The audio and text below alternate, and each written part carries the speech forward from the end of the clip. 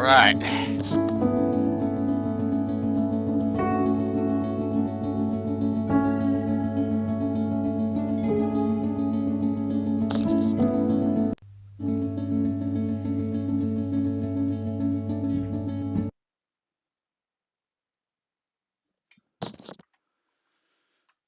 Good evening, good evening, good evening. Hi, welcome back to Gamescape 3D.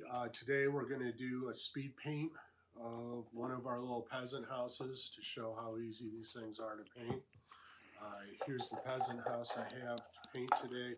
It has been primered black. Checking on sound. So we're all ready to go. So I got about 3 minutes into it so far. We got the base, we got the roof. Hopefully everything's good. We have a few smaller components. I have flat boards here for the loft, and then I got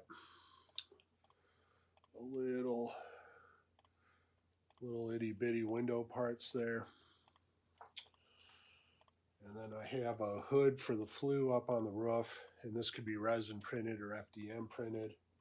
And then lastly we have a little ragtag door to put on the front with a filament hinge. All right. In terms of prepping the models, sometimes these little holes where the filament door. Hey Jeremy, can you hear me? Sound check. Up on your resin doors. Sometimes the resin will just settle in there well when it's washing hey out, Willie. kind of harden. Hey Travis. Sometimes with these doors. Yeah, thank you. It might just be. Hopefully you can hear. A little good, off, good. You know. Waiting for Anna and Tim. You can use a drill bit.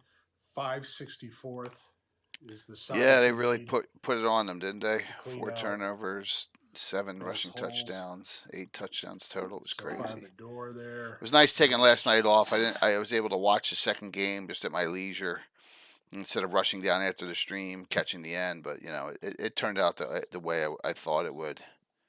You know, with yeah, man. It's one of those things, though. You know, we'll see. Yeah, we'll see what happens in less than 2 weeks now. I will obviously will not be on that night in Gabbin. Should be plenty of room now for our filament. Yeah, but it's okay. Here comes Anna. Continue on. Okay.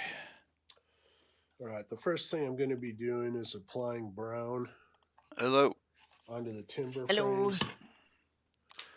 And I'm going to use Fun a Monday. good size brush. I don't care about getting brown everywhere for this first part. In fact, it's preferred. Let's see. So logging into Twitch, doing everything here. There we go. Good. On the lighter side of a you good with Wednesday's topic too? No, I don't want to use so much history of this slave lords. That I'm. That's I haven't even looked at that, but that sounds great. Yep. Yeah, we'll go all the way back to A1 and yeah, that's good. Good one. Yeah. Don't want so I figured we got plenty of references.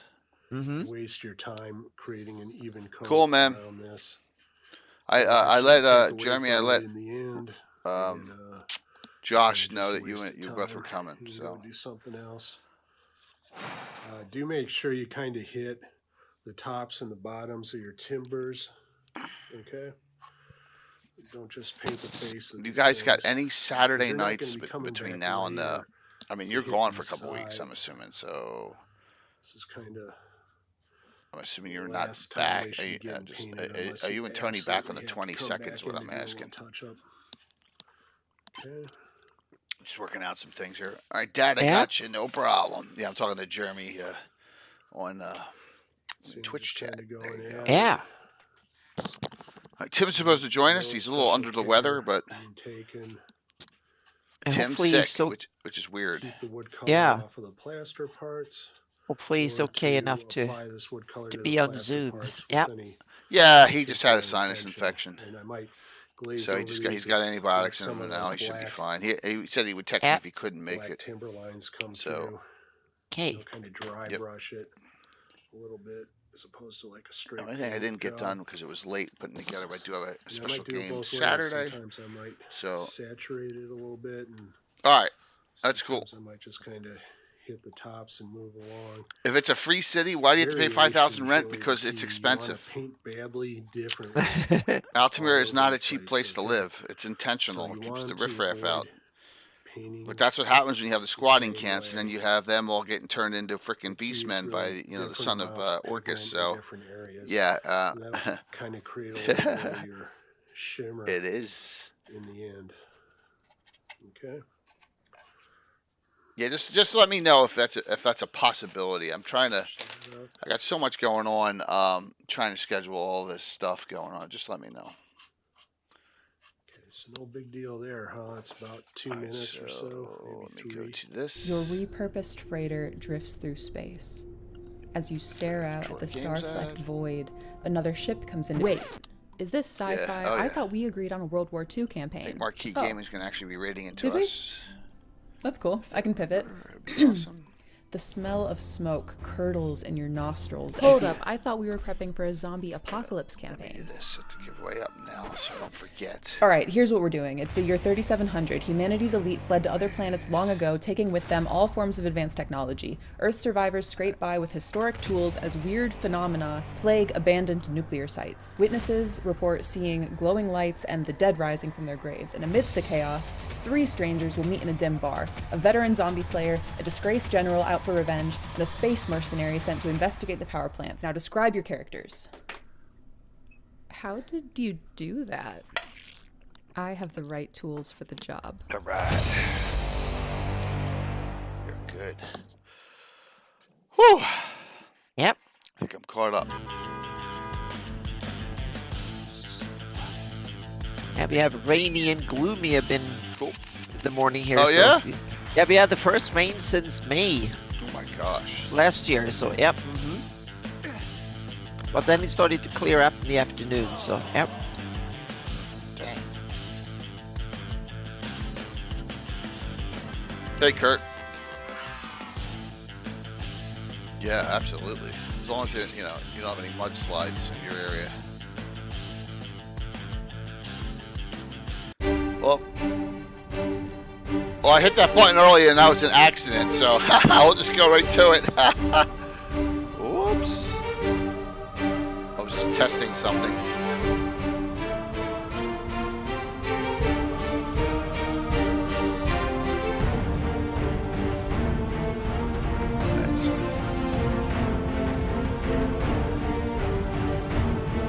Yeah. Subscribers get all sorts of bonuses, obvious and hidden. Chris, we appreciate it. Awesome. Thanks, man. Hey, Sam.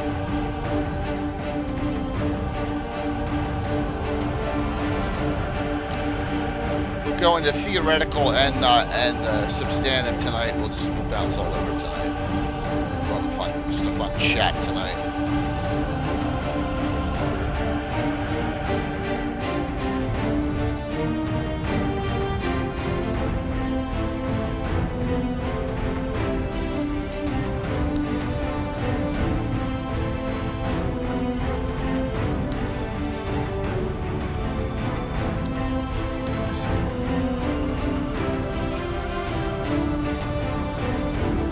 Second, I'm looking for something.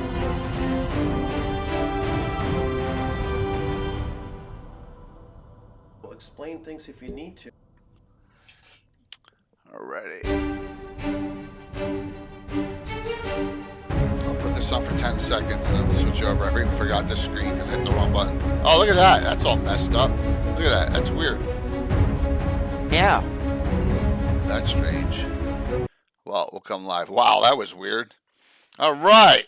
Live, Anna. Yep. How are you?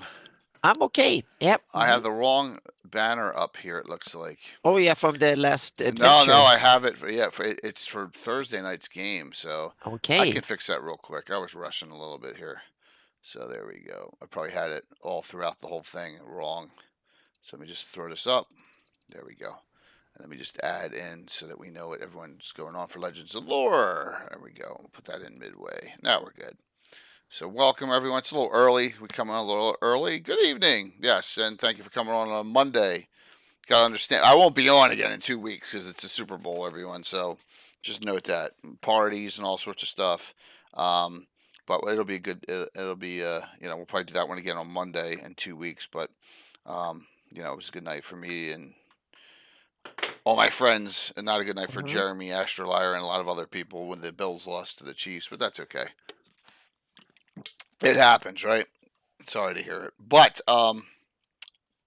tonight this is one of those topics that can be very what's the word? Nebulous. I'm curious about this topic. It's a lot of interesting possibilities. So I'm curious to see what your intentions were with this. Well, I'm going to show you something. Yeah. And I don't want to go. Yeah. Oh, cool. They're going to ready to say. Right. We won't show that until Marquis comes in, and then we'll give them show them the giveaway here. Exclamation point drawing, classic D&D reprints. We get them out. I'm chewing on ice. What are these? Icebreakers. Yeah. Cough drops too. Yeah. I have cough drops and raspberry lemonade at hand here. So yeah. Very cool. Very, very cool. Hello, Justinius. Good to see you, Greg. Oh, there is a game Saturday, by the way. It'll be a 1-5er with Nuclear Meat, your favorite, Greg. And Cobra returns. So Heather Hex returns with playing Cobra. So hijinks crazy. Here, giveaway these two. If you have both, I'll give you something else. Cause I got a pile, but I got a lot of these gazetteers to get through. So did I set that up? I already set that up, didn't I? No, I don't think so. No? Really, I did. At least you didn't say it while I was here. So, yeah. Let me see. No, I didn't press the right button. No, people are signing up. I'm losing my mind. Good. So, this topic has got a lot going on it. And hey, doing good to see you. Here comes Marquis. Great to see you. Awesome. Great, perfect timing there, Rachel and Mark. So, thank you so very much for coming in. As I got Anna Meyer and myself, and we're going to talk a little bit about developing your own campaign and community. Because I want to go over some things. Of course, I'm going to start with a controversial topic because that's me. I always do that kind of stuff, right? Because you only half as controversial as I usually am. Yeah. Well, we can talk about that too because that's part of the discussion, and I put that down as well. So listen, if you're going to be on, exclamation point drawings giveaway. Hey, darling, we got this great brand new revised 5th edition Gazetteer for GREYHAWK, and a great adventure book, Treasures of GREYHAWK. Winner will get both of these. If you have either one of these, I got a pile beneath. Trust me, I can find something you don't have, and I will send them out immediately tomorrow. It's exclamation point drawing. There you go. Thank you all for coming in and just hang out and listen to some of the discussion here. This is a very theoretical night. Usually Gabbins are. Yeah, please, go ahead there. Lurk away while you're eating. Also, Marquis, part of our stream team. Check that out, the GREYHAWK Creatives. We have a whole bunch of new channels. Orc Skull just joined, by the way, Anna, last week. So okay, yeah. Awesome. So as we keep on adding new members to the stream team. All right. So that was Tim. He'll be on. All right, Tim will be on at 8. So he'll be on at 8 o'clock. Let me, which is fine. I'll give an hour is enough of Tim. Just kidding. An hour is enough of Tim. So. That's funny, Bane. That is funny. No, we don't want to do that. So this is how this all started. This is Ed Bloodworth. He was at a page. He does unscripted and unchained RPG review on YouTube. He was trying to make a point here, and I'm going to show what he was actually taking the other side. But this kind of got. I don't do this kind of vids, and I'm not going to. I'm not going to do this, so we're going to hold on this for 10 seconds. But this is kind of where I always, I always like to take the positive end of something. So here's his topic. Oh, geez, here we go. Give me a second. Stupid thing. I gotta go desktop too. Give me 1 sec. You dumb thing. There. Okay, there we go. There you go. Could you play D&D with a Trump supporter? That is the topic of the discussion. 3 point. Let's see. And he's a small channel. 438 comments. Of course. It's crazy. Meaning- You did too, Moose. I saw a lot of people did. Yeah. I did too. Yeah. Right. Yeah. Yeah. So I'm gonna tell. I'm gonna put. It's right there. You can see me because I'm one of the highlighted ones. Right. Mhm. Right here. I'll put my response. This crosses over into something I will never discuss in my community. Everyone knows my talk show co-host Anna Meyer is center left and I am center right. We coexist because we completely respect each other and do not go into political discussion.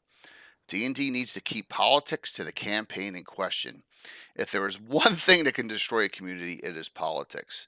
With a ton of replies from some of the community people, here's Dirty Dwarf, some others that was very kind and all. And I think his point was he's like taking that is what's happening. He's not. He was like, of course, whoever comes to my table at a con, I'm going to play with. So just so you understand that I'm thinking to myself, how do I spin this into a positive for a show? And that's it. We're going to talk about developing community and community and the campaign.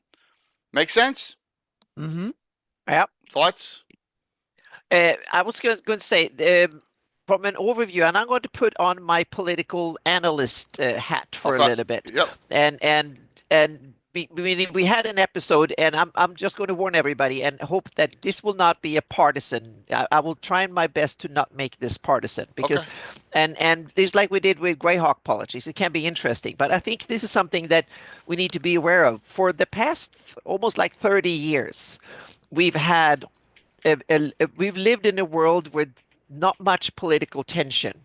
It's been very low, and also technology has been very unifying. The internet has had its honeymoon period for a few decades. We've had awesome communities on the internet, and we lived in a globalized world where you can keep on interacting, and also a lot of the time, the past couple of decades, the internet has lived beyond regulation and stuff. It's been this thing that we just keep doing things and we come up with cool stuff and services and you build a website and do all of that. And now we're going into a world that is much more political tension. It's much, much more hostile in a lot of sense. And it's also balkanizing the internet, and the internet is now being dragged into politics. The politicians of all stripes, left, right, up, down, whatever, blue, green, yellow, whatever, want to regulate the internet. The internet is becoming vital to societies. That means that everybody wants to regulate it for protecting the kids or national security or everything, whatever reason. And that is an environment where we as role players who want to build our community and put our blogs and stuff, we need to navigate. That's one sense. And one of these pitfalls that is coming, and it is simply a consequence that we're going into a much more hostile political landscape within countries, between parts of the world. And then we have another part that economists call inshitification, pure capitalist economy, meaning the internet was for a long time run as a kind of, oh, it's cool, let's put together a tool and use it. Now monetization is becoming a big thing, and it's a good thing, meaning I live off it, meaning I create stuff, but we also have a lot of tools and now are trying to squeeze out profits, meaning we have various social media that has been reliable for years, but a lot of people have forgotten the first generation of social media, MySpace, or the MySQL or whatever. They were CompuServe. Yeah, meaning exactly. We are now in probably the end of the second generation of social media. That means that services we have relied on for a decade or maybe more might come to an end, and so I think we have to get used to platforms being fantastic in the beginning, and then they want to squeeze out a profit. That means that you might have to change platform every 10 years or maybe even faster in order to one reason or the other. Usually it's not politics. I think it's economics. They want to squeeze out profits, and they turn them into ad whatever, and they're driven by and look at a lot of social media. They're driven. They want us to be angry at each other because they earn money on it. Because that drives, like that video was a perfect example. If Well, you put, yeah, he strategically. I don't blame him yeah. for the way he handled it. It No, was genius on his it's part. yeah, Yeah, but a lot of those, and once again, I'm gonna do it because I'm a jerk. Being the only Twitch partner there at yeah. Page, and everyone else are YouTubers. They do a lot of click. It's you got to get the clicks. Got to get the clicks to the Exactly, vids. and that's part of Yeah, it. Part of the yeah, it's and there's also another aspect of this is that since D&D is so popular, that means that a lot of people who are simply trying to create a YouTube channel to earn money, who would never even think twice about role-playing games, see that there for a while there has been money in doing D&D content or role-playing game content. And that means that a lot of people are yeah. coming in just because, not because they've been lifelong role players, but they are, this is cool, I can earn money on it, so let's do it, so to speak. And there's some channels, and there's nothing wrong with it. It's just one of these parts of the environment that you need to be aware of if you build your own community and you want to pick the tool and the place to be. You have to be wary of all of the environment, so to speak. Yeah. So I understand that. I understand what he was getting at with Yeah, his post, but with his entire vid, it's his yeah, most popular vid. Period. yeah, Um, but I said to myself, we're going to turn it around, and we're going to go. yeah, What are we going to do to grow community? yeah. Right? And Okay. yeah, and there's as and the other thing is, to add to this, when the big platforms, when they become toxic and difficult for commercial reasons, ideological reasons, or because their owners go crazy or whatever it is, and that also means that then it opens up. Look at Hey, when John. when Twitter became X, and a lot of people didn't like it. All Yeah. of a sudden, Blue Sky and a whole bunch of others come. If Discord all of a sudden realize that, oh, we need a public offering and we get owners who are greedy, that will be another service popping up. So Thanks for the be hype, ready to swap your home every 5 to 10 years. everyone. That is probably going to be. But on the other hand, there might be a new generation with open protocols and stuff that hasn't been around. Meaning so this is an area that there's so much happening at the moment, more than probably any other time in history. And the internet has been full of It's true. change, but in part of there's so much changing now with AI and stuff like that too. And so there's so much change in the moment that it's that also means there is more possibilities than ever, but there's also more pitfalls than ever. So yeah, Well, that's where I want to go on the pitfall end of it, yeah, because we all have them, and we all need to avoid them and figure out ways to. Yeah, Region Critical Role started their own subscription service, yeah, mm-hmm, and we all know that D&D Beyond is a subscription service. yep, Whether that is the way to go or not, mm-hmm. I know you and I are doing stuff outside of it, so Well, I'm in a trying. way, I'm running like a donation service with a few little perks. Meaning you can see some of my stuff a few days earlier, if you give me a few dollars a month. That's about it. But I'm primarily just surviving by people being so friendly that they donate stuff to me, Yeah, donate some money in order for me to survive and keep doing it. So it's but I'm also in the hands of the platforms, because Patreon has so far been a good platform for me, but that might not cool be the guys. case in 6 months or a year, or probably not in 5 years. If they want to increase their profits, that means that they might want to squeeze out more and money of my money. They want to take more of it. That's a clear possibility, and charge more for it and stuff. So I never know, Well, and no one knows. So that's part of the risk. But on the other hand, it's been a good home. It's still a good home for my content, so to speak, or a way to interact with my fans. Yeah, and my home is here. yeah, So my home is Twitch, and I do this because I love It's a beloved hobby, D&D, since I was a little kid, Yep. and Mm-hmm. I've just figured a way to bring it out to everyone. Yep. So I have a real career. 4 years and 2 months to go before I'm 62 and I'm done. Finally retired, but yeah. So I got some time still, but then we'll see what happens at that point. But Yep. my wife always says, "No, you're not retiring at 62." I'm like, "Yes, Yep. I am." So we're fighting back and forth And on that. yeah, But and just to quickly answer the question, would I game with a trumper? I can say yes because I have gamed with trumpers and it was great fun sometimes. But I'm pretty sure that there might come a time when there been a trumper who doesn't want to game with me for one reason or the other, and so on. So politics can be very contentious, but it doesn't have to be. At Page, I gamed with at least a couple of people that I assumed voted for Trump, and we had a great time at the table. So your entire table that yeah. played with Tim was all Trump people, right? Exactly, I assume so.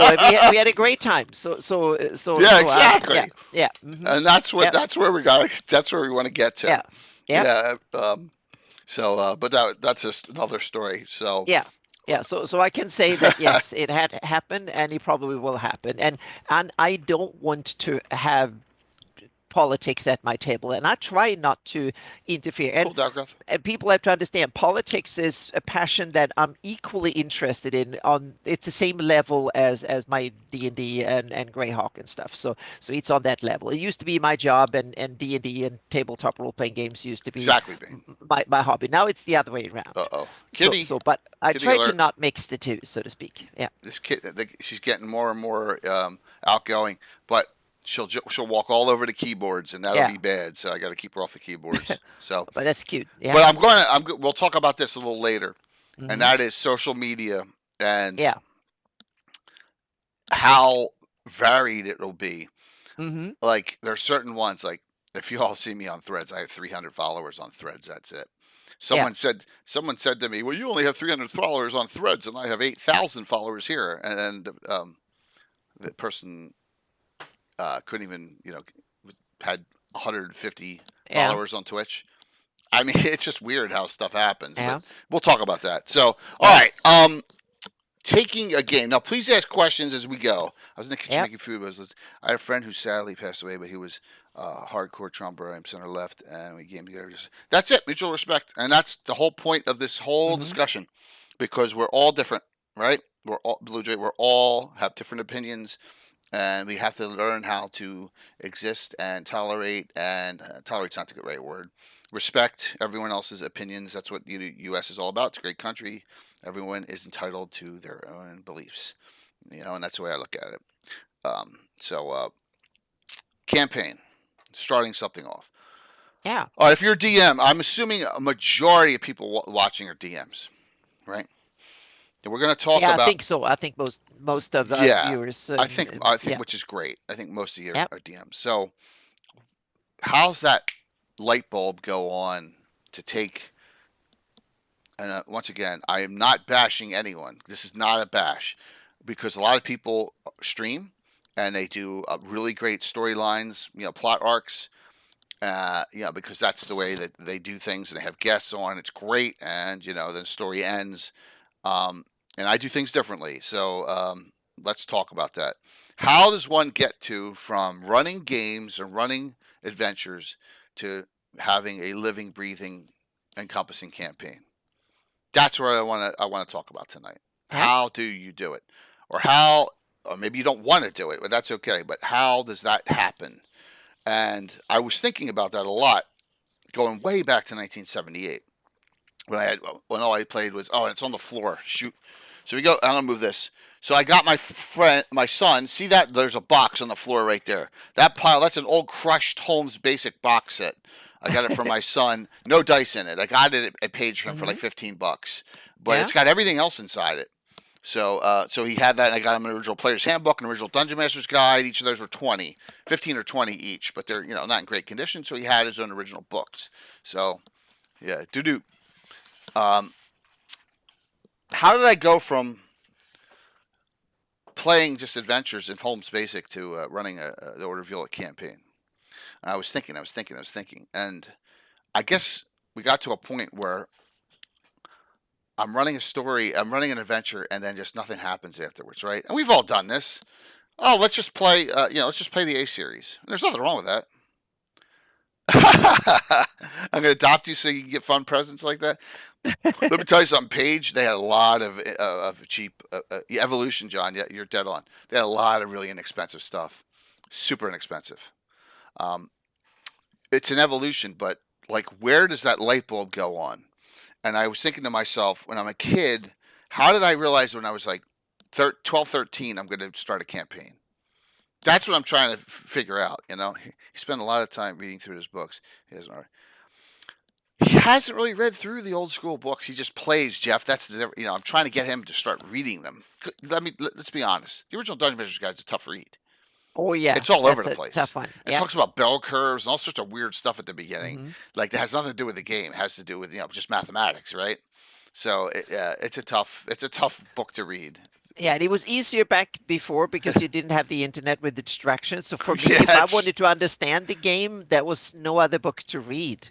So otherwise, I don't think if someone had given me a book like that today, I would probably have Googled about it and read about the book long before I actually started reading the book. Yeah. I wonder if But back then, there was no other way around I it. wonder if So they have yeah. cliff notes of it. I don't know. Did I shout you out, Tim? By the way, did everyone see Tim's half French, half Borat character last weekend? If you didn't, it's a treat. So, yes, it was fun. Let him find his way, exactly. So somehow I found my way, and I was thinking to myself, the stories aren't interlocking. No, Slave Lords are Wednesday night, Candy. Yeah. That's Legends of Mhm. Lore. This is a Gabbin from last night because I didn't do it last night. Uh, I got to a point where, and there's only so many adventures you have that you bought when you're a kid, and you run them over and over again. We probably ran Keep on the Borderlands like 12 times or something, right? Or I never ran Search of the Unknown because I was lazy and the rooms aren't set. So I never ran that one. I ran Keep of the Borderlands, ran Hamlet, all the original Bowen Hill. But when did it evolve into this is what I want to do? And I'm thinking to myself, the stories are written in the original glossography, right? This. The stories I love are written in here. And we talked about, hey, Rob, we talked about two of them. We talked about two of them just recently. One was with Joe Block, right? Well, Mhm. actually both, and that was the Battle of Emerald Meadows, right? Yeah. Because he did the war game on that and the Hateful Wars, and they're all both mentioned in here. And I think that I wanted to do a campaign when I said to myself, I want to start making stories as well that last and would be Yeah. written like it's in here. Does that make sense? Mm-hmm. Oh yeah, that Okay. was yeah. After a while, I got to that point. In the beginning, it was just Yeah.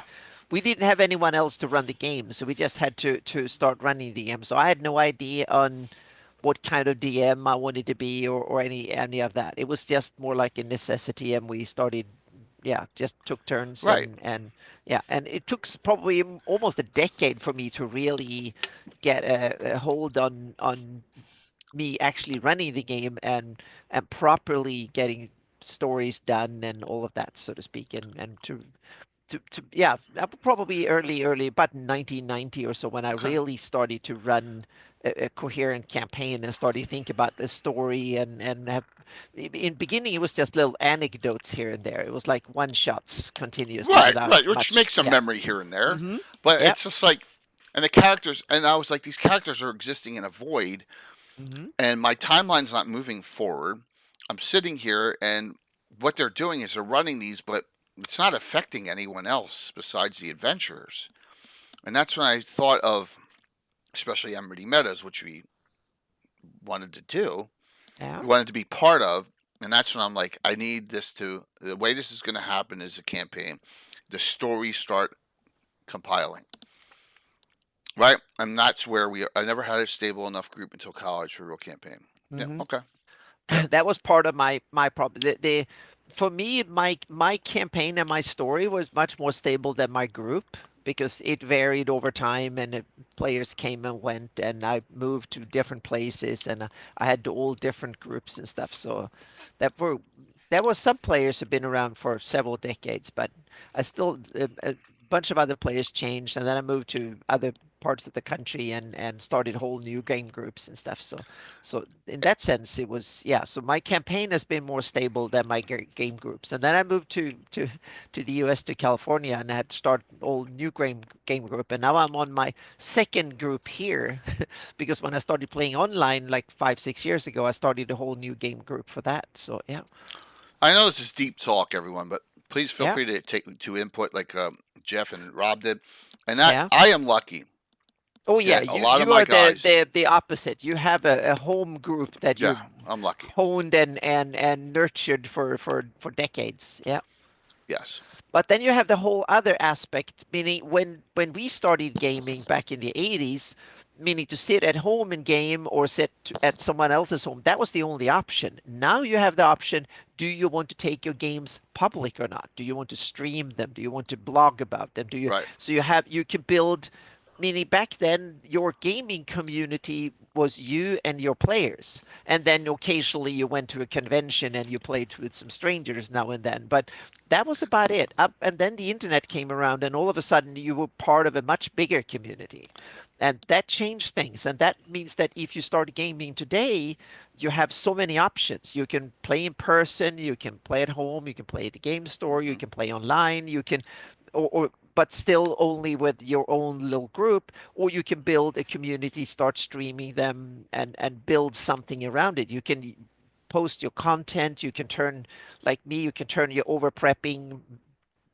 thing into a career Yeah. and stuff. So meaning there's so many options that a DM ship today can mean so much more than Plus, just there's 10, 15, 20 years ago. the professional Exactly. DMing on those sites Exactly. too. That's another way. Yeah. There's Yeah. so many options today that if you start considering or start running games, there are so many more ways to do it. Yeah, and that's the same thing, Moose. It was like, wow, I was just enthralled by this game because I Yeah. loved.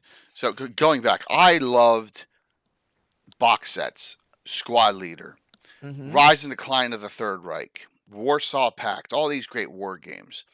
There were a couple, but there weren't. I think was it Kingmaker was out, the original box set for Kingmaker. There was a couple of them that were cool for the medieval, but there wasn't a lot of medieval ones because I just wasn't getting connected properly. Yeah. I was like this microcosm of one or two characters being played within that larger setting really intrigued me. So Yeah. yeah, that's true about the Forever DM. I don't like that term at all. I just don't. I think it's Mm-hmm. you never see me calling myself a Forever DM or Anna calling herself a Forever DM.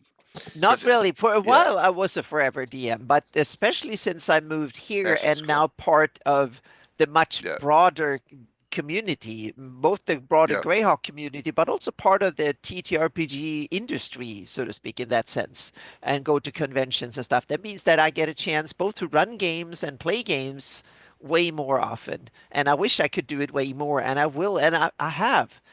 Just the past year, I've been running more games and I've been playing in more games than I've done in decades. So, yeah.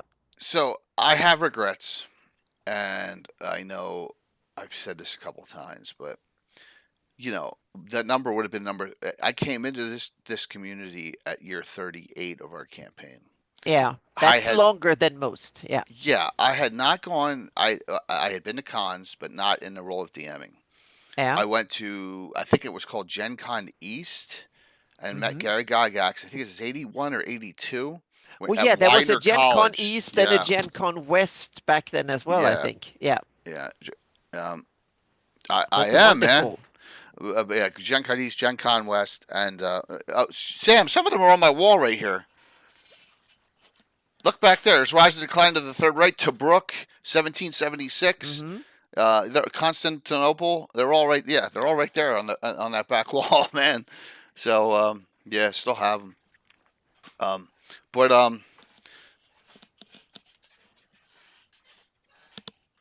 I would. Yeah, of course.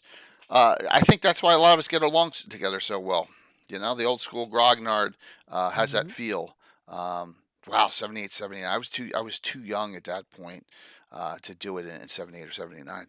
But when that third year, and we're talking 2017, 2018, comes out and we start streaming. I mean, it was not a pleasant road to start. It wasn't. There's the GREYHAWK channel was out, and Yeah. it was tough. It was tough traction. So who? I don't know why I'm doing this, but I'm putting Tim's head up 4 times. Everyone, you all need, like, in order to get anywhere in this, you need a break. You need someone to like reach back out. So with the exception of Anna, and we can talk about how that happened, who was the first person that really I made a connection with? They don't really participate anymore, which is a shame. Do you know who I'm talking about? Is anyone? Anna? Well, I'm thinking Shane from GREYHAWK channel, No. but no, earlier than that, yeah. Yeah. He Blue was on Box? What's that? Blue Box? No, Blue Box wasn't around years after. Ah, that's No. true. It took a while. For I don't him think to- any of you yeah. know this person. This person is the expert for Harby. No, I'm not sure. Brian Yeah. Blumklotz.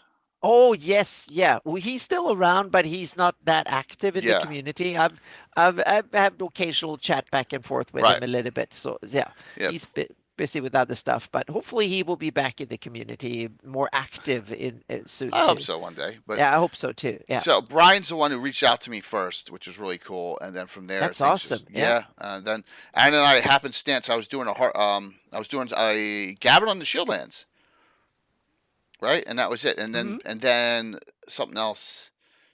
And Anna thought I was someone else first time. Oh yes, that was funny. Yeah, because Marco, one of Jay's players and friends, he came up to me at Gen Con. I was working in a booth, and he talked about his cool campaign that has been going on for like more than 35 years and all of that. And then he came back a little bit later when it was busy. We talked for a few hours, and it was awesome and so on. And then when I got back home from Gen Con, I think it was like a month later or something, I saw this video of this guy who had a 30-year plus campaign, whatever, and I said, "Oh, that must be the guy." And that was Yes, it. I And then- got- and- yeah, and then the next year, you and Marco and stuff were there, and that's when we connected. So Yep. yeah.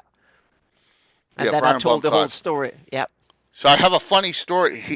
Him and Dale's on right now. I sure. The funniest thing ever was, like, I think it was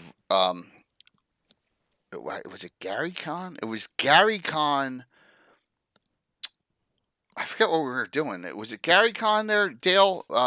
When I said, and he should see Assure the Bear, and he was on. I said, "Ass hurt the bear," and Yep, that was it. so much. That was it. And awesome. Brian starts laughing like crazy. I gotta find that. Yep. Yeah, but I'm thinking it was during a Gary Con remote, but that doesn't make sense because it would have been well before that. I'm losing track of everything. I really am. So as time passes, but as a DM, I'm going to separate two things. Your DMing style may have something to do with the way your campaign goes, but let's separate that out. Okay, and we're just going to talk about a campaign setting. So I look back, and I had met Walt. I had met Tim. Well, I met them both.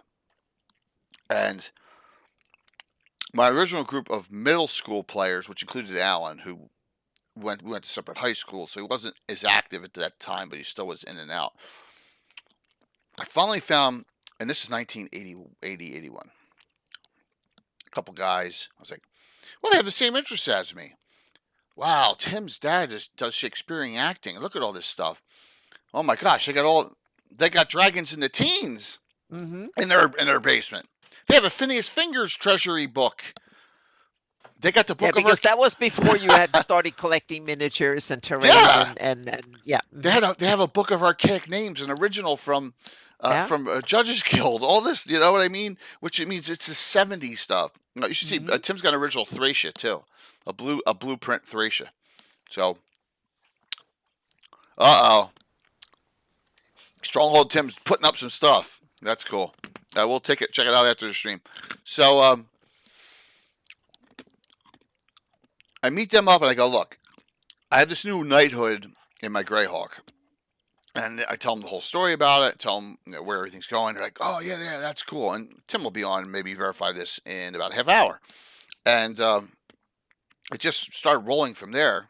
I started logging numbers and all. And then the story started getting remembered more and written down more. And we're still doing a lot of published source adventures, but we started doing more homebrew adventures, more and more. Right. But there's the momentous adventures were still being run. Like you'd run D3, you run G1 through 3. Temple of Elemental Evil gets run, when that finally comes out in 85, 86, right?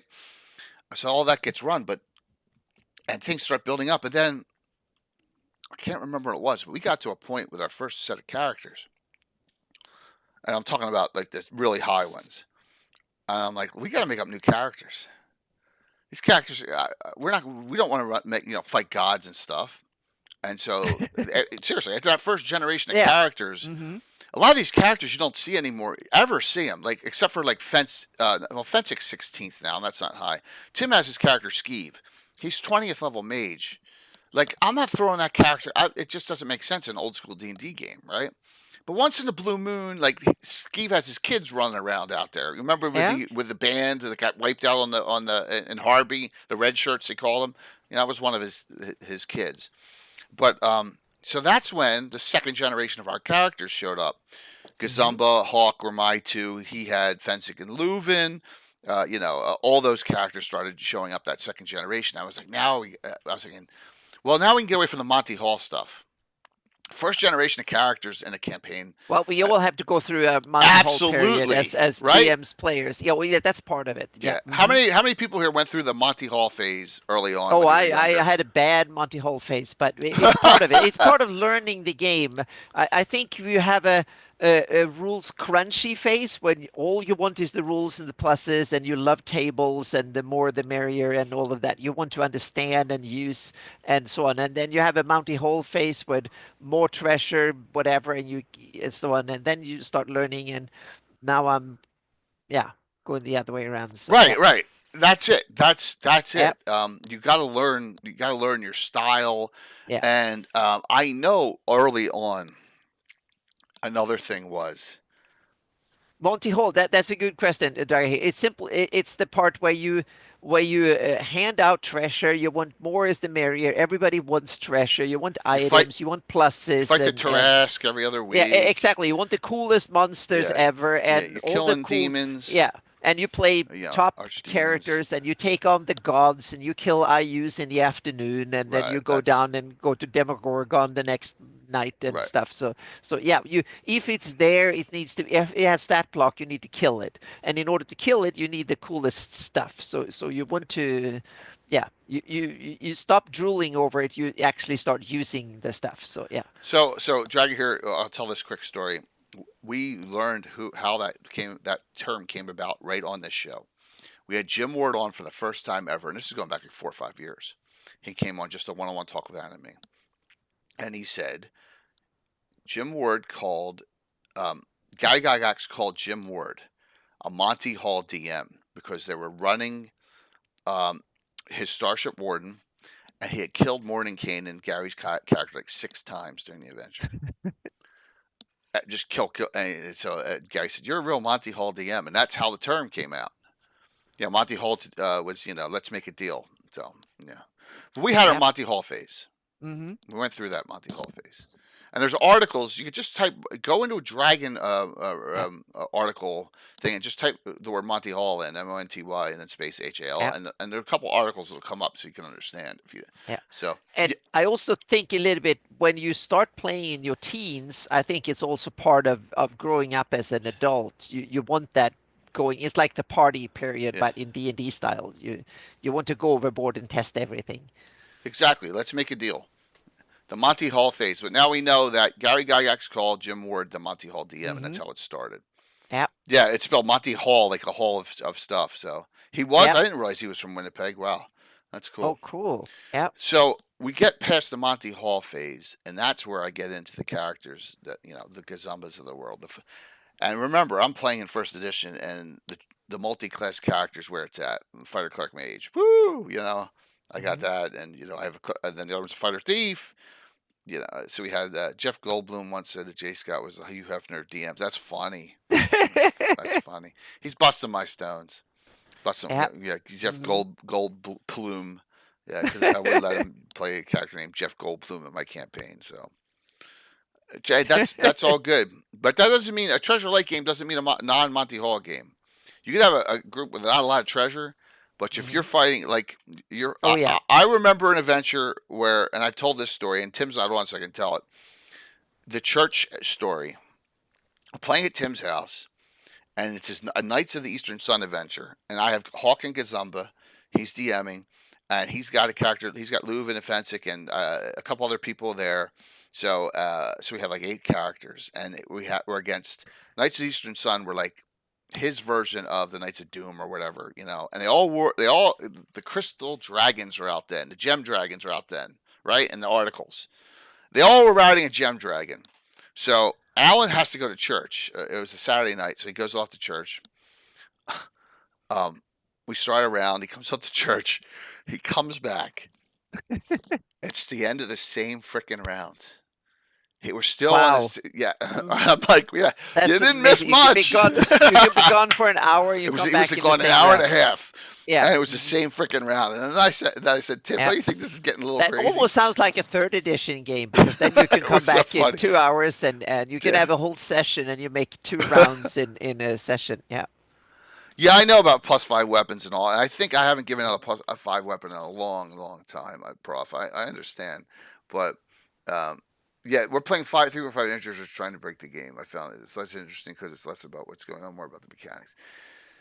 So that's an inherent problem with everyone, and that's a community thing we can talk about. We'll do the second hour. We'll talk about community over campaign. So the campaign grows, and Tim is DMing like once out of every 8 adventures, I'd say. And when he does it, I'm loving it because I get to play Gazumba and Hawk Hmm. as PCs. So he runs me through his two of the best adventures I've ever played in. His Wizard of Id adventure, which is fun, which is a blast, and that's a homebrew. And Dark Tower, the one Janelle Jacquays ran. Yeah. That was awesome. Yeah. Oh, Have you ever 3. let others, have you ever shared DM-ship, meaning you've run multiple DMs in the campaigns? You have had the same story and the same world and taken turns in running games in that setting? Only 10. Or okay. Only 10. One, Alan's like done it twice in 40 some years, Yeah. but like it's usually only Tim. I trust Tim, but then when college came around, Tim is really, and Dale will love this. Tim's really into the Wilder Lands then, and he's really not a big GREYHAWK guy. He loves like we were doing stuff in ID on that side, so it's the only time we were ever going on that side of the map. So Dale will respect that, and we've seen Tim's stuff, his Wilder Lands campaign with the Orcs of Purple Claw and the City State Invincible Overlord. So that campaign's probably, and we're guessing if we're saying it started in 84 or 85. That's a guess. We're looking at what, 37, 38 years? That's almost 40. So that's like 5, 6 years, 7 years behind the GREYHAWK one. So Tim now DMs, and I have characters in that. Tim when he DMs, and he's done it on the channel. We'll DM that, but he does GREYHAWK stuff with other people in the group. Yeah. You too. Mhm. You're part of it. Part of his GREYHAWK game. So Yeah. but technically that's not part of Exactly. It's a separate registered campaign world, so to numbers, speak. yeah. Separate campaign. Yeah. Yeah, absolutely. But so it got to the point where, and I know if you've not gone through this, you're lying. Okay, it got to the point where in the 90s, things are great. The 80s are the golden era, and just because I guess I grew up in the 80s, and I think everything is a golden era in the 80s, right? Probably look back on it and like, what would you do without a cell phone now? You know what I'm saying? Crazy stuff. So. But When it comes to gaming, I feel like I'm living in a golden era now. you do? Oh yeah, me even more so than meaning I've had some wonderful gaming all through my life since I was 15, but Right. in some ways I think this peaks it because now it's gaming is my job. Right. I can game play, I can divide, and also have the technology to visualize things, to record things, to Yep. interact with things and stuff. And I get to go to conventions. I get to hang out and talk Yep. politics with Mike Nistel for an hour in the Mhm. car, and I get to hang out with Ed Greenwood, and I get to do all sorts of awesome stuff, to sit on and listen to a panel of the best D&D YouTubers alive at the moment, and so on and so forth. Meaning, Justin Alexander, I can shake his hand and say his book was awesome and stuff. Meaning, come on, it's fantastic. It's a Yeah, different kind of golden era. That exactly. is Yeah. not. Mm-hmm. That is great, and I love now. I mean, I love what I Yeah. do now. I Mm-hmm. love that I have all these Yeah. groups and I have all these special guests in. I mean, come on, who would ever thought I'd have a real Hollywood actor playing in my game? Exactly, and then you I can mean, play so much and or have fun, Ed and you have a whole Greenwood, basement full of cool right? gaming stuff. Meaning, every 13-year-old in the world would have a green of envy just seeing your stuff, so to speak. But Yeah, it doesn't. The intimacy of playing when you're a kid or even in high yeah, school or early hmm college era. Number one, I don't have responsibilities of a full-time job yet. Two, I don't have a family, yeah, right? I don't have these other responsibilities. yeah, And we were just playing because we love playing the game. And I just think that era and the stories we still tell to this day, and you guys hear a lot of them. About like for example, hmm I told the story about how Altamira came about at the con at Page again, and it's right here on the inside cover. Like if you hmm want to read how yeah, Tim killed everyone the first round in the adventure he ran when we were away in Fairfax, Virginia, and then I had to do a quickie adventure because his lasted 1/3 the time it was supposed to. hmm It's yeah, those stories I yeah. have for the rest of my life. Yeah, You know, and history professor, I think that's right, nostalgia, and yeah, I'm yep, probably a very non-nostalgic person in that sense because I'm in that sense I feel like I'm nostalgic in that sense that I've had a lot of wonderful gaming experience through my life, but I still think that some of the ones I've had the last couple of years have been the best in a lot of sense. That they've been fantastic, but they are different in that sense that the game isn't new to me, but I need to approach it in new ways and I need to game in it. That's why I've changed the way I game and the way I run games very right, differently. It's not the sitting rolling the dice in the situation. Now it's more like building the campaign, creating the content and yeah, interacting with people that is way more. So the game and the rules and the results of die rolls and stuff, that doesn't excite me the same way. Now it's the fun of being part of a group, to socialize with other people and to feel like I can help other people run games and stuff. So there's different aspects of the game that I emphasize on compared to 20, 30 years ago and even 10 years ago. And now I'm hobbying as a game designer, making my own version of the game, which is a lot of mm, fun. And that is something that I never thought I would, first of all, be good enough that I feel like I dare to do it, and secondly, that it would be so much fun doing it. And it's only something I do a couple hours a week and 5 hours a week or something like that. That's about it. And then some weeks I do a little bit more, but it's still just a little side thing. And for me, it's the way to force myself to understand the game from more perspective than one, so to speak, to really understand, just like you, Jay, meaning the way you have reconstructed and adapted and homebrewed your game, mean you understand the game much more fundamentally now when you tweaked it so oh much. yeah, yeah. Yeah. That's dead on, absolutely. Yeah, I, so I, I think that I can recommend that for everybody. Start thinking of how you want to run it, so to speak. Here's an example of me doing something this year that I knew was going to feel a lot of nostalgia to, but I really felt it. And that was my 24-hour stream. I wanted to feel like I was young and 17, Yeah, 18 again and play all night long, sit yeah. up all night, let the sun come up, and What was it good afterwards? Was it something that you felt was adding to was that a good or bad thing? Do you wish you never done it, no, no, I'm or do so you wish glad it I was did good? it. So glad Okay, I did good. it Yeah. because Hmm. literally when I think about it, the Yeah. third group we actually I wanted them so bad in the campaign in the present day, because this was 110 years in the past, right? 105 for them Mm-hmm. during the end of the Hateful Wars. That I figured out a way to Yeah. put them in the present, and we're going to have that same dilemma in reverse upcoming, and we're thinking about it. No, Dark. I've only slept like 6 to 7 hours afterwards. Believe it or not. We're so old, we don't sleep more than 6 hours straight. That's So- the thing. So Yeah. here's a dilemma upcoming. It's a minor dilemma, and this is another thing. If you told me that I'd be writing a book with Luke, with Anna, Les, Luke, myself, Steven, writing McFarlane, I'm going to play test this live through its entirety, but I'm going to do it in old school. So Yeah. no, I didn't feel young at the end. The good thing though, Touch, was Tim was there for me the entire time. So it was like the old days, because Tim, Yeah. myself, Walt, Marco, we would be up all night playing until the sun came up. You know, those were the games. Yep. Those were the memory games. You know. Yeah. So We've had a few with some of my original players back in Sweden. We had a talk 5-6 years ago that we should get together once and play for like a weekend again, and that's something that might happen. That will be fun, so to speak. So that yeah, I know, that Anna, yeah, I know how exhausted I'm every year at their Gary Con. yeah. I mean, you saw the pictures of me at the end of Page.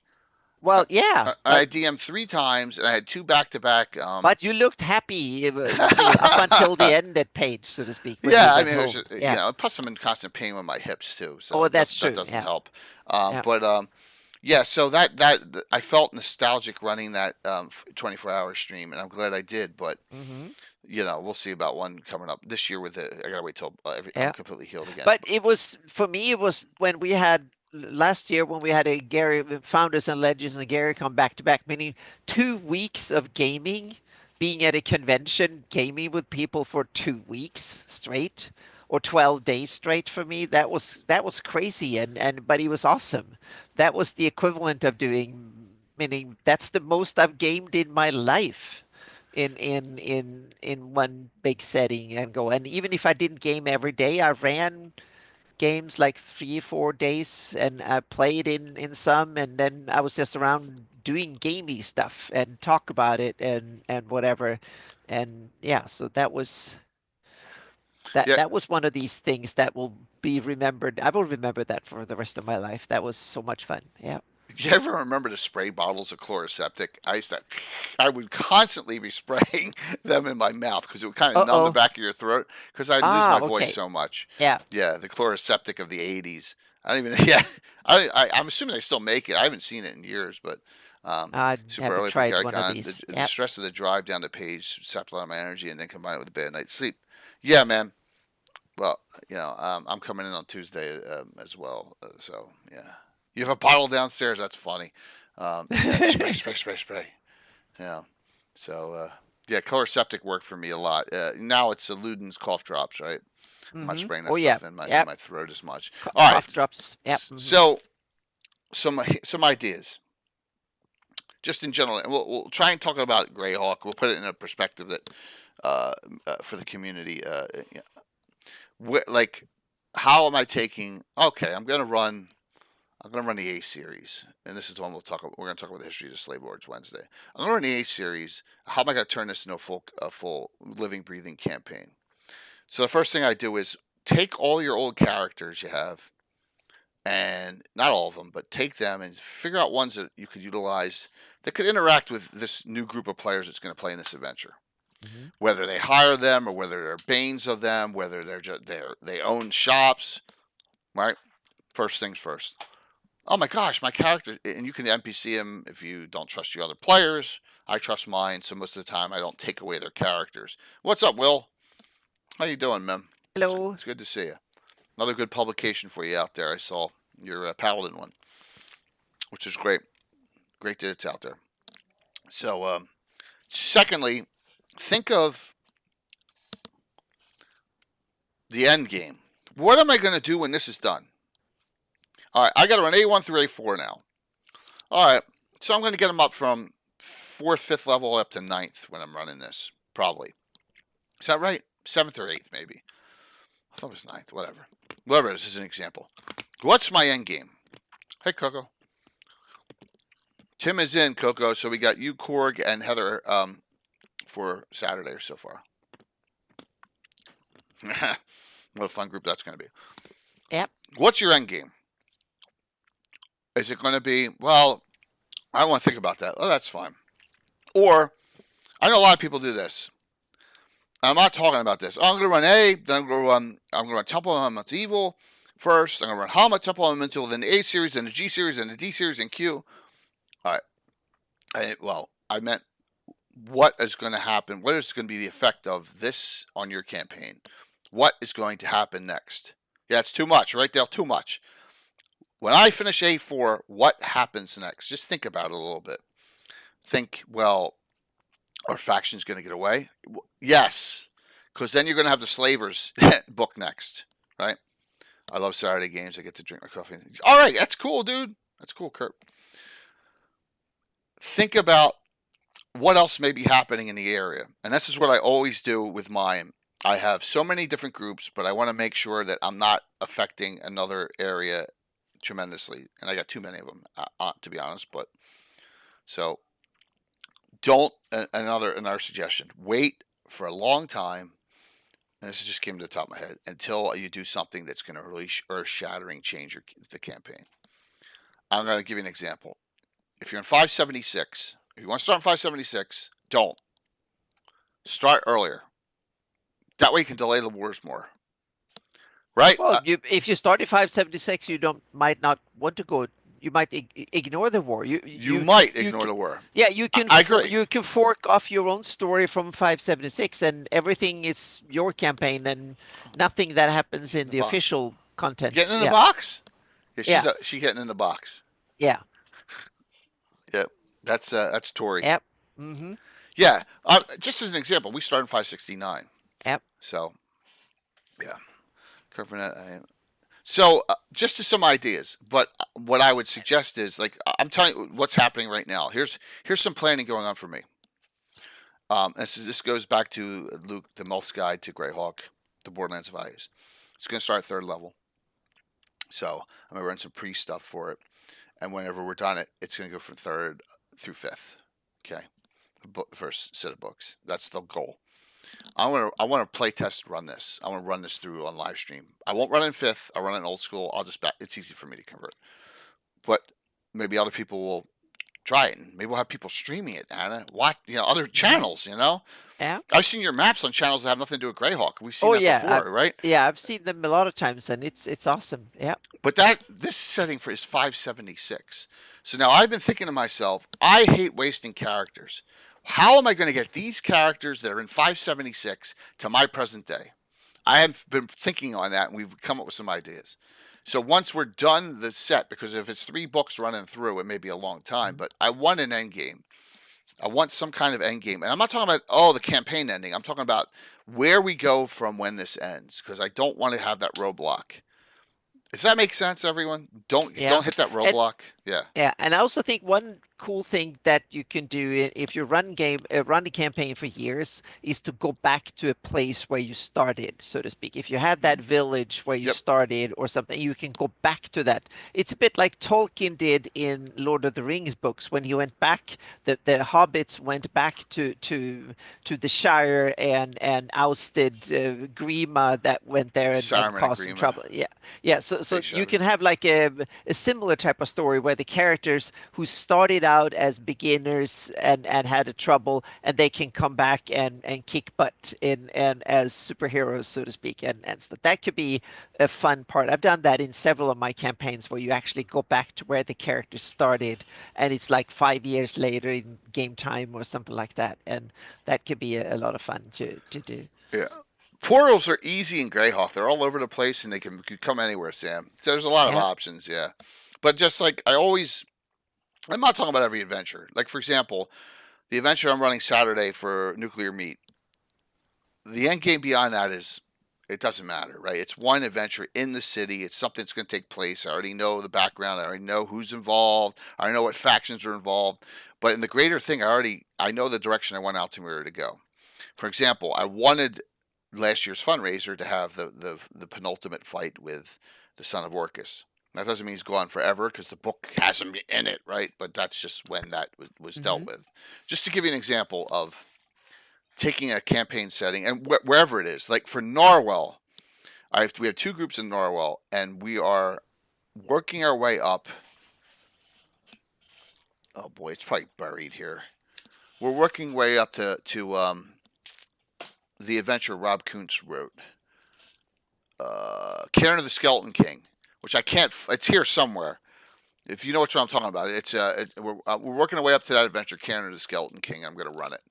I'm going to run it almost like a dungeon crawl for them. So that's what the goal is, but it's not ready. And then we're going to mix in some dungeon, some Dark Druid stuff. In fact, there'll be some more Dark Druid stuff on Thursday. Yeah, so that's like for that area. Thinking, where do I want these characters all 5th and 6th? Where do I want to be when they're 9th? You know, I don't want to do a 3rd group. 2's enough there. Do I want to, have a big fight between Mistrine? Do I want to have the Dark Druids come and attack the whole city? All sorts of things. Aren't they, Dark Elf? They're really good. Rob Kuntz outdid himself for that. I give him credit for that. So, Anna, how about you for your Shieldlands? Where do you want it to go?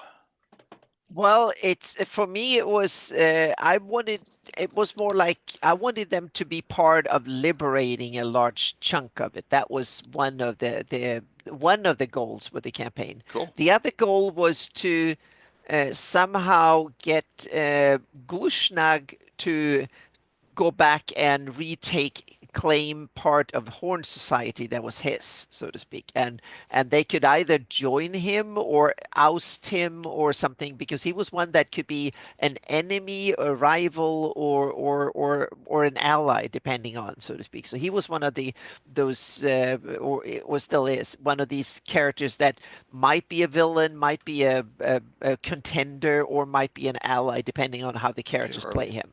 And work with him.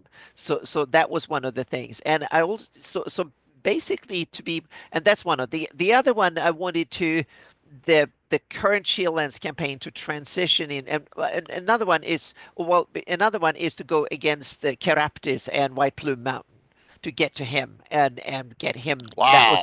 That was cool. Another one. Yeah, that was another one to because he's been involved kind of in the whole thing.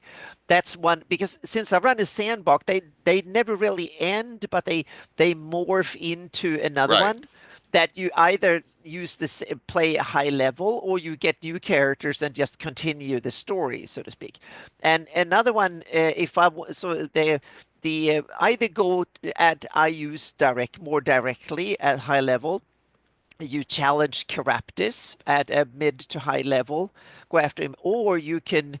Another one will be to assist Katarina to become the heir to the throne of Furyundi, as a more political kind of backstabby whatever, so to speak, to help her gain the throne of Furyundi, to get come to Chendel and help her get that. Those are the things that I'm looking forward to doing in my Shieldlands campaign. We might never get there. But you have thoughts on it.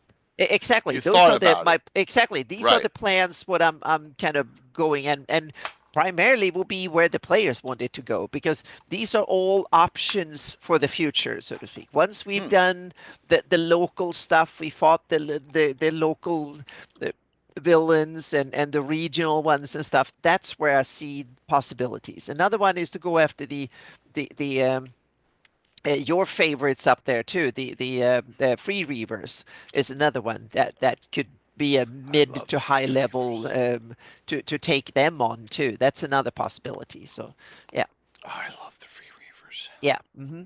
I kind of like them too. So they might be a nuisance coming in and stuff. So, and also I had them as a reserve if Glushnag was out of the question. If they killed him, or he went over and got his homeland and was out of the picture, the Free Reavers was another one. I could throw them in the ring as an alternative villain, kind of someone who stir up the pot. So a catalyst, I could say. Catalyst is a good term, because they're not trying to take the world. They're not thinking like that. They're not thinking like an Ayu's priest.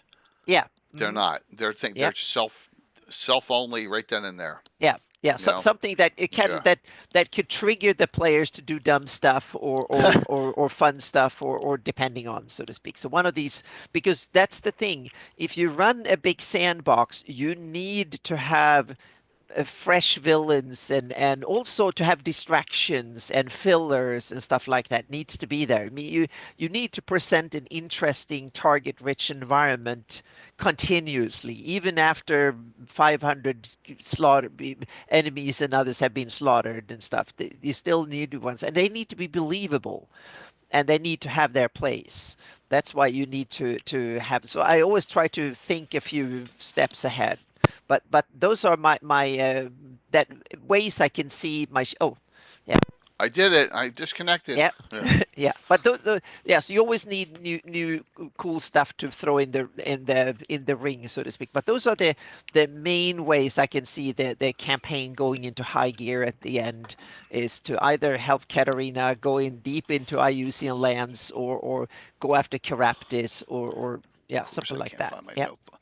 I had something in notes I was supposed to get out, and now it's got to be here.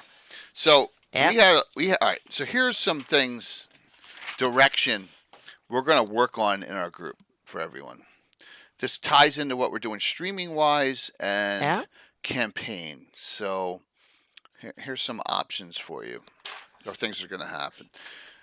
So we're gonna not do as many event this year in 25. We're not gonna do as many adventuring groups, and I may be out a bit with double hip, 2 hip replacements coming up. Our GREYHAWK campaign was so disjointed because we did not have a lot of the modules and resources we actually use Lankmore. That's okay though, man. It gives you a little unique flavor, you know. Feral druids. See, Shattered. That's why I think my Avenger class is very feral compared to the standard ones. So yeah, 2 hip minimum. 2 hip minimum. Yeah, 0 hips shortly. But all right, so here's some things we want to get to. Number one, we're going to do some more city adventuring than we've done in the past, and I'm not talking about Altamira. We're going to go back to GREYHAWK, because year one of me streaming, we did an adventure where the son of the original Gaspar, the Beggar Master, got his what's it called, rod of ancient, like the king of the Beggar Master's rod of beguiling. He got that in a deal and in an adventure. It's called Deal or No Deal. Is actually the adventure. I've kind of put it onto the side because I wasn't sure if I was ready for a big Thieves Guild war. We're going to start getting back into that in GREYHAWK. You also may see in the Harby area, the ghost of Michael Baton causing trouble too. That's all tied together. So that's one. So having the campaign go in that direction in GREYHAWK will be cool because we got like 4 adventure groups in GREYHAWK we can use. So yeah, you may see some of that. Second one, Narwhal Headhunters. Dark Druid continue. That's what we're doing right now. The Adventure Thursday is part of that, and it'll continue. And then tie in the connection of the search for the 2 remaining battle axes of Varnafane, which are in that that location's near Mastrian's lands, and there's still 2 axes missing. There's only 4 been found in the campaign. Talking about long-term plot arc, that goes back 30 years, right? So we're going to continue working on that too. So Dark Druids is another big one. Going to do some stuff back in the Pomarsh with the Bloody Brethren group, crossing into the Jewel, crossing down there, and maybe doing some more forays deep into the Pomarsh, or maybe in the other way around. We'll see on that one. So that's the last one. And the last one is the Dark Brotherhood Resurgence around Altamira, Selene, and some other areas. So those are the 4 main plot arcs we'll be working on. That doesn't count special events. The fundraiser, if I do another 24-hour stream sometime, so we'll see about that. But those are the main arcs. We're going to do arcs, continue story arcs more than running a lot more individual groups. So you may see the same group a lot more than you would, over this year. So that was kind of the thought in the campaign. So let me see here what we got. Using the Lankmore map, especially. Yep, it is. Lankmore's it's a great setting, and you use what you have. Yep. Mm-hmm. Lankmore maps material was usually standing for GREYHAWK. Yep, absolutely. I have stand-in deities from deities and demigods. Yeah. And I kept most of them in. Uko, Ilmater, Leviator, Myliki, all those. I mean, I'm missing one or two. Heisi, the god of evil, all I finished deities because I didn't have the articles didn't come out Exactly. You didn't have, yeah. between Since you 80, started with the folio, there was no deities in 80, there. 81, 82. Still, Yep. some of the articles were starting to come out, but they weren't done. Yeah, yeah, it's cool. All right, so waiting. Let me text him.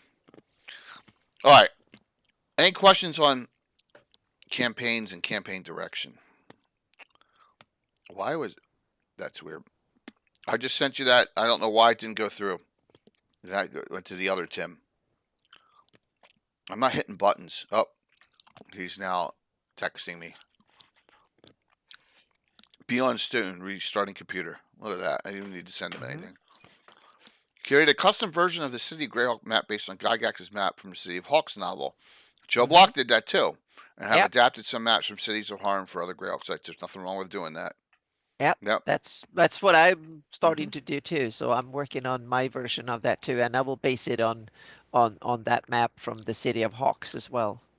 Yeah, a lot of And people of like course that the over box the set. other Yeah. one. Yeah. Well, yeah, but I will definitely all the content from the box set. I wanted to have a home in it, so I will try and put everything, every point of interest from the box set. I want that in my version too. So yeah. Here he comes, the ever mysterious Tim with the new headpiece. Here we'll do it like this. Okay. Rip, rip. There you go. Right from page. So, in my small town in the '80s, were at the mercy of whatever was available. Yeah, I mean, you couldn't like go and oh my god, Horn has some really cool maps. Yeah. Yeah. It was the we were lucky. There were so many great, in the Philadelphia area, there were so many great stores back then. There was a ton of them, and some of them are still around. The Complete Strategist is still there in King of Prussia, and the Days of Nights is still on the Newark, Delaware campus, which is my favorite one of all time. Still there to this day, and I've been going there since 1985. So, yeah. Walden Books and B. Dalton were awesome. The mall-based ones. KB Toys had some stuff too. Toys R Us had stuff. Sears, J.C. Penney's. Oh, and that was. I know there was a part of the discussion I missed, and that was. I remember seeing. We had just started getting I got the fighter set right for all the Grenadier. The lead slag ones. You had to be real careful because they would just they were so soft, and all those sets. And then I remember first time I ever saw a Raoul Parthey. I think it was All Things Dark and Dangerous was the series, right? Miniature, and I'm like, oh my god, these are so much better than these Grenadiers. It's Grenadiers. Let's be honest. They're they were easily lost their detail.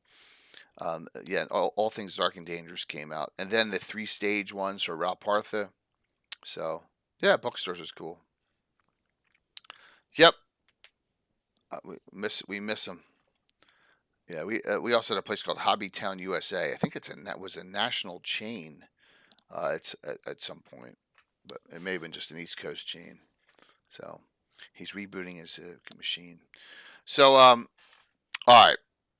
Note that we started this discussion off on the on that YouTube show, and just don't want to go back to that. Here comes the ever mysterious. Here he is. Let's see how good he is talking with a sinus infection. Sherman's. What's up? Hello. What's up, Tim? Hello. How you feeling? Okay. That's good. Good. You off? Pretty good. You working tomorrow? Or you taking off again? I'm working. Oh wow, man. That's beat. That stinks. So we're talking campaign creation, how to get your campaign moving and build your community. We haven't really gotten the community yet. So I was trying to think of when I first converted mine into a campaign and said to you and Walt, hey, we got this is adventure number 1, right? How that came about, right? How did it come about? Because we ran Wizard of Id, we ran Dark Tower, but they were there was no plot, right? It was just like we were running Right. them. I think the first like Adventure 1, I think was one of the first times we played together, It wasn't it? it was, but we were still running adventures that were just They were kind of disjointed. like you travel swift and uneventfully and you arrive at the Yes, location. exactly. Which is, of course, is the appropriate way to do it. Yeah, definitely. So what's that nice looking map background? Which ones? Is that Anna's or Tim's? Tim's got some deadly weapons back there. So is that a buckler? That's a shield painted with the symbol of Luthien and Tenuvial. Oh, Cool. look at Yep. that. Mm-hmm. Wow, that's very cool. So when did oh, he's bringing it out. Cool. Oh, wow. Who painted it? My uncle. Wow. Uncle Steve. Uncle Steve. No way. Yeah. This used to be Holy. a shield that was painted with like an American Indian motif. It had probably feathers on it and stuff, as you know, cowboys and Indians you play. I mean, probably one of their toys when they were growing up. And for Christmas he didn't have a lot of money, but he was skilled with painting. So I have most of his miniatures. Really, I mean, he was very Wow. very good at painting. Yeah. Yeah, it looks great. I'm sorry. Did he pass in like 83, 84? Yeah, I was 40 plus years ago. 13, I think. I was 14. Yeah, I mean it was Yeah. a long. He DM'd that night, first night I ever met Tim. Oh, he did? Yeah, because I went. He was doing Chagmat. You guys remember that adventure? Chagmat, yeah. And the dragon and That one-armed old background Ohio. And they could. Everyone was playing Arcana. I don't know if Arcana came out or whatever, but everyone was playing from the dragon barbarians and all sorts of crazy stuff. And he couldn't control. It was just like all over the place. There's too many characters. It was nuts. Yep. Yeah, I remember. I really remember almost nothing about that adventure. Dude, Yep. It's. Yeah, Shattered Saint. That's awesome. We all when we reach a certain age, we felt like where we grew up, Yeah. you had to walk against the wind and What's in the uphill mug, Tim? both ways. Yeah. Mm-hmm. What's in the mug? What are you drinking? Tea. Oh, there you go. See, you didn't catch him with anything. The killers have many effigies that the owners of games first. Yep. All right. So, when did your city-state become its own campaign setting? College? Like when you said, "Man, I got a campaign I'm running here." I built the. It's a tough question, isn't it? I got you. Yeah, it started very early because it was shortly after the first one or two adventures. I had nominally had, notional discussion of where you were, and then I kind of built my world around it, and then placed places you'd already gone. Like you had to go to the Bishop of Ham to get the loan to get the regenerate spell for Andrus's leg that you cut off, and It was an accident. and that's how you get him. You make him have to pay back a big debt. Yeah. And then and so I built that area, and then as it expanded, I had to place things. So I've used some castles of Harn. I put those on the Yep. world. I used a lot of names of old ancient British sites as towns just because they sounded cool to me. And most of that was college. Come here. So Mark. college era. Okay. Yeah, Yeah. Here, I gotta say something. Come here, Mark. Come. Mark played in that. Oh, Mark doesn't want to come on over here, but Anna, I'm going to tell you that I was asking Mark about what was his favorite game, and he didn't say mine. And we only played in 2. Ah! Awesome. That's fantastic. Thank Because he you. can play with you anytime. My son's the same way. He can play with you anytime. Good job. All right, Yeah, it was great to play with all of you. And Mark, That was it great awesome. fun. It was very fun. I liked the system. Obviously, thank you. it was a quick learning curve for me, but Oh yeah, but he tried to hopefully break it, played didn't he? Yeah. fast enough, so to speak, and it's reasonably fast, and it's a little bit gritty, but it's not that deadly, so to speak. she So made sure that- there was enough for me to still survive. Yeah. Oh, but But- the thing is that it's easy to get knocked down and out, but it's harder to be killed. That's on purpose. So yeah. That's cool. Yep. All right, so we're talking 86 at the earliest for this then. So Yes. I wasn't playing when this I till started drawing college. around the city state and getting detailed, it was around Yeah. there. Okay. So how much have you, Tim, how much have you stuck to the core or the published version of it? Have you tweaked even the basics or The city state, the inside the walls, That's Yeah. the map. and the very close environs around it, very close. And it's just Okay. that I never had the Judges Guild regional map. Right. Yeah. How When much? I was young, I didn't have yeah, it, so yeah. that I had to put it somewhere. And so, but I So keep you- the city state very, very, Yeah. very How- accurate. How much material has been published to this city state over the years? Is it something that was published for decades? Each edition, or it's third edition map. Right, but I mean the Wilderlands campaigns have like 10 maps, 15, Okay, 12 wow. maps. Yeah.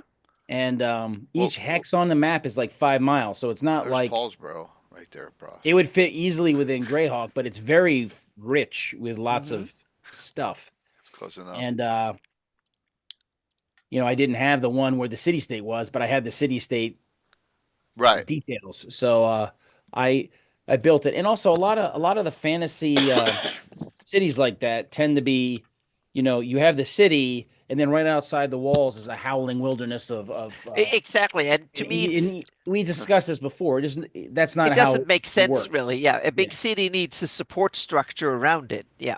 Right, Usually, yeah. unless you generate some sort of magical hydroponic system. Exactly. There can be, especially in fantasy world, there can be exceptions to it. But generally, a city is built because there is a rich surrounding area to support it. And I mean, Yeah.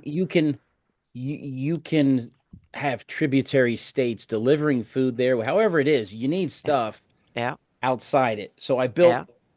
the county around it, because that's where the richest nobles would have property and land and control the area, and then fund troops for the overlord.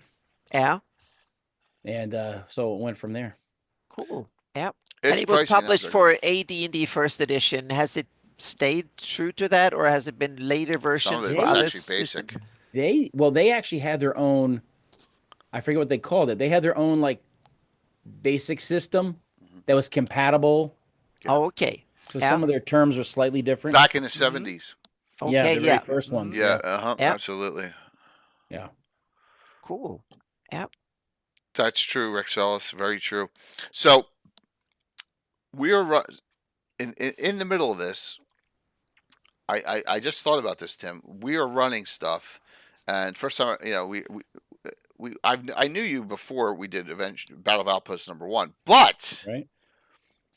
in between that, you're still running adventures for me, and I'm just not logging them in, but they're taking place in the campaign setting, Right.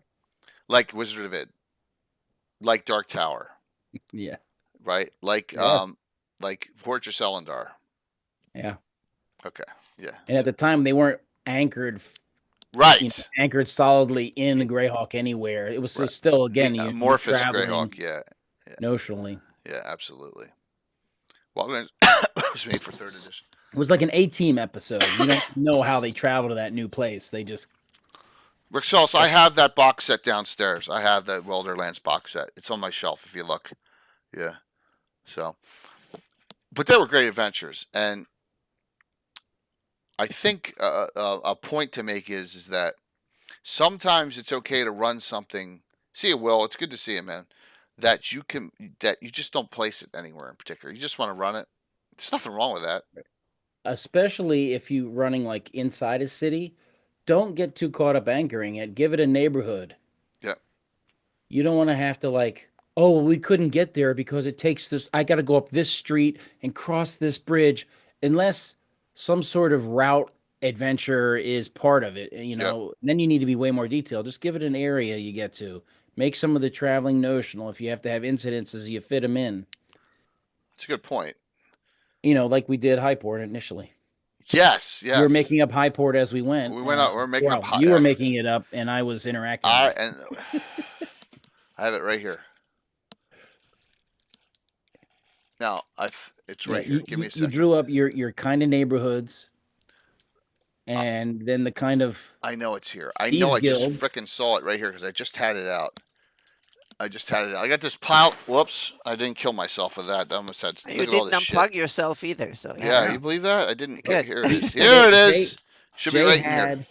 Jay had a humanoid and a humans thieves guild. They both were in opposition with each other. Doesn't that sound kind of familiar a little bit to what's going on in Altamira? And then I Oh. wonder why. And then There we go. my character was a demi-human, so he I think it's introduced right here. demi-human thieves guild because there was a few demi-humans and scraping by, and so he kind of gathered them together, and then eventually had to kill the human. He had to figure out low-tech style, figure out the human thieves guild. Unbelievable. Are you ready for this, Tim? All right, I'm going to share with you all some stuff going back to the one-on-one adventuring. I'm just going to push it up on. Wait, do you see this? Some of the funniest. Oh my gosh. Here it is. Look at that, Tim. Just call me Hib. Just call me Hib. There he is. There's Hib. Oh, Half a- drow. Half drow male. He started at 30, made it up to 6. He was like a bodyguard. He was a guard at your bakery. At my bakery, and he had a drinking problem, and so I just spent a lot of time giving him counseling, trying to help him through his hard time. Gosh. Can you imagine that? I'm like trying to help him out. I was true to Skeeve's character. I gotta make And sure then, there's stuff. I gotta make sure there's stuff then- on here. It's not gonna get me banned. We had him do something. Yeah, you got to watch out for Some of the names.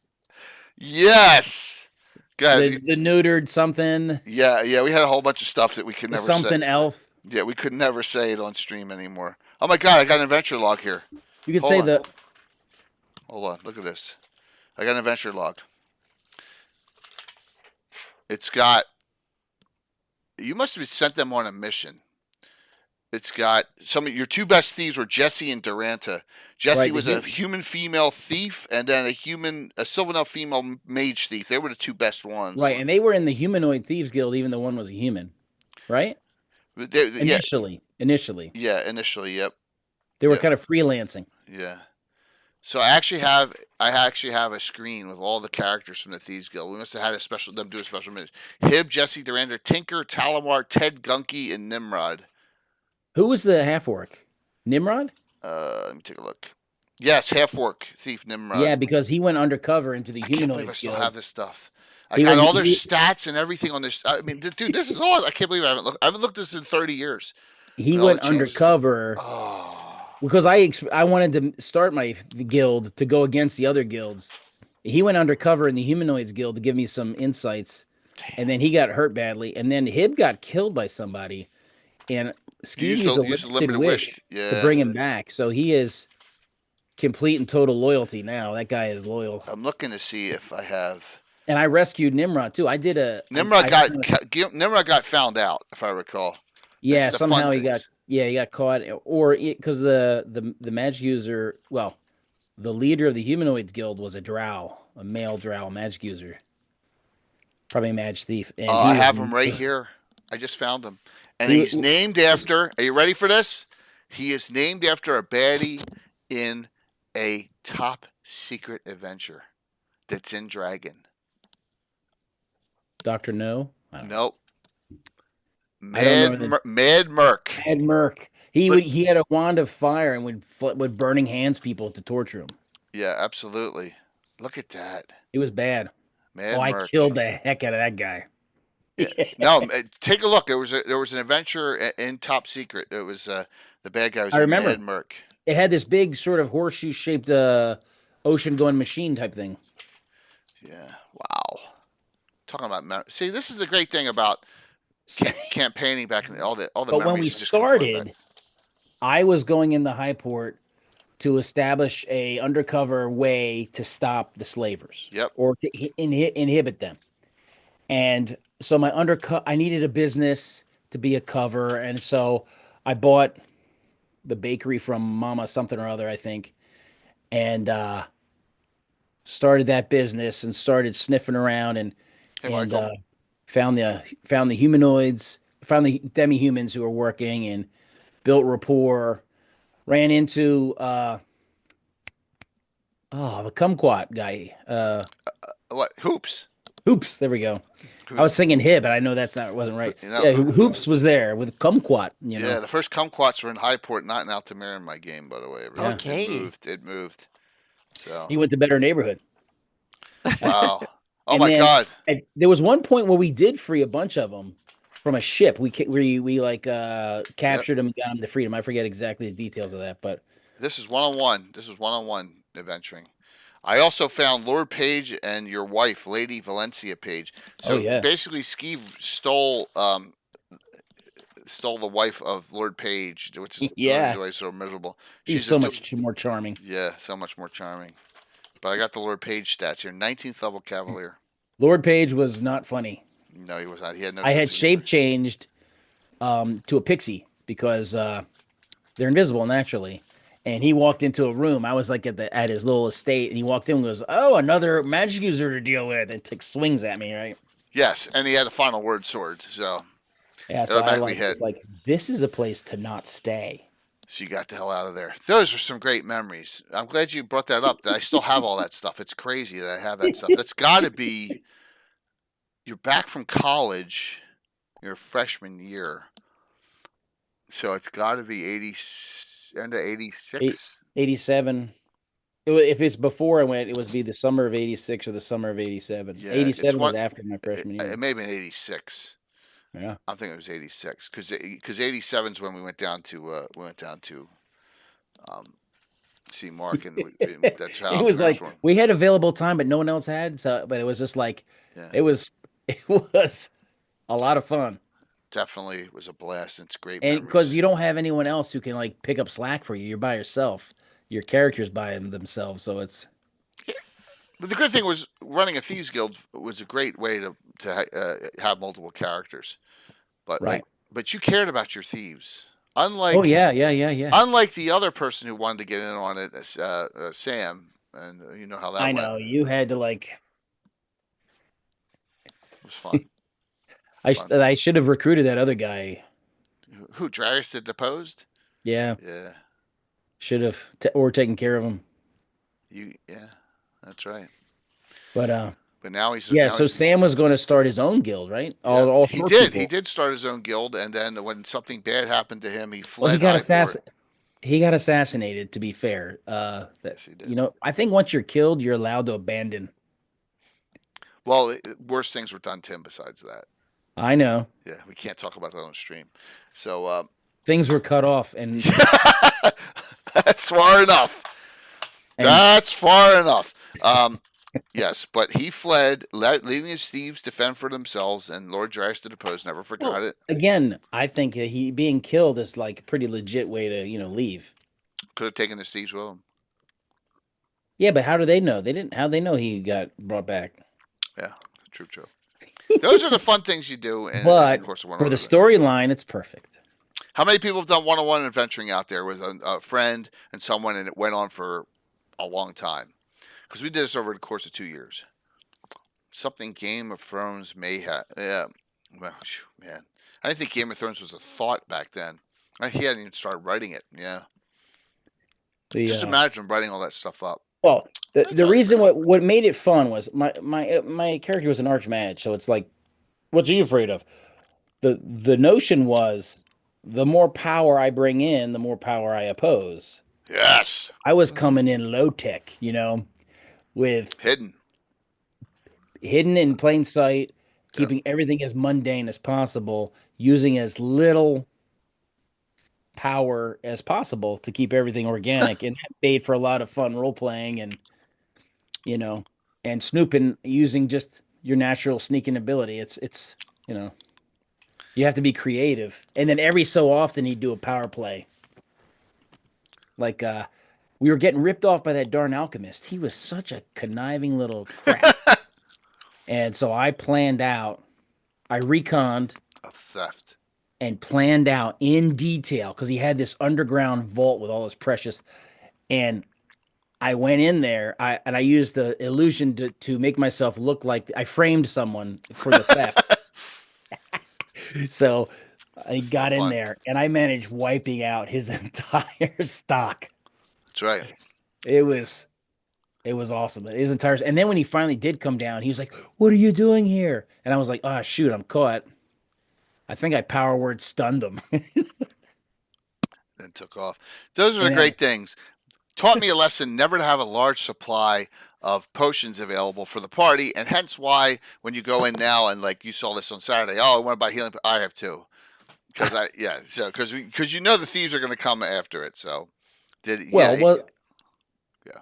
well, yeah. Then there was the one where Sam and Leuven totally stole the other thing. What was the other thing we were looking after? That was an entire vault. Remember they had a wand of metal command which you could Right, glass but it was the steals. vault of treasure. It wasn't even. Yeah, the treasure vault. They got they became that's how they became both became independently wealthy. Yep. It hit a wand of crystal brittle and was like Crystal brittle, that's it. Wand of crystal a brittle. wand of metal command, or whatever, and it's like clink. Yeah, that's it. Oh, we're in. An amazing thing that was. With all our portable holes. You learn what not to give out to characters too over the course of time. Well, I mean, it's only fair. They were 17th and 18th level. Absolutely. Now you hear the stories of a Monty Hall campaign. Yeah. It was fun. It was even fun. Yep. By then. I had the character of Leuven 11 years or 12 years. Wow. So I mean, 17th level thief. Yeah. 12 years. That's not. Monty Hall was the generation before Ski, Florman, Pete Moss. Right. Okay, well, they were made up high level because you're the very first gen of your Fensick, character. Leuven, and all those were be all compatible with the level of your first gen. Yeah. Yeah, that's part of the problem when you run an ongoing game and one character dies and the player needs a new character. Exactly. How do you bring them up to, and you're like 10th level or more than, yeah. The only reason that Jay's campaign isn't so Monty Hall is there's so many characters. Yeah. Because if you had the same 8 characters, then who's getting it? In 45 years.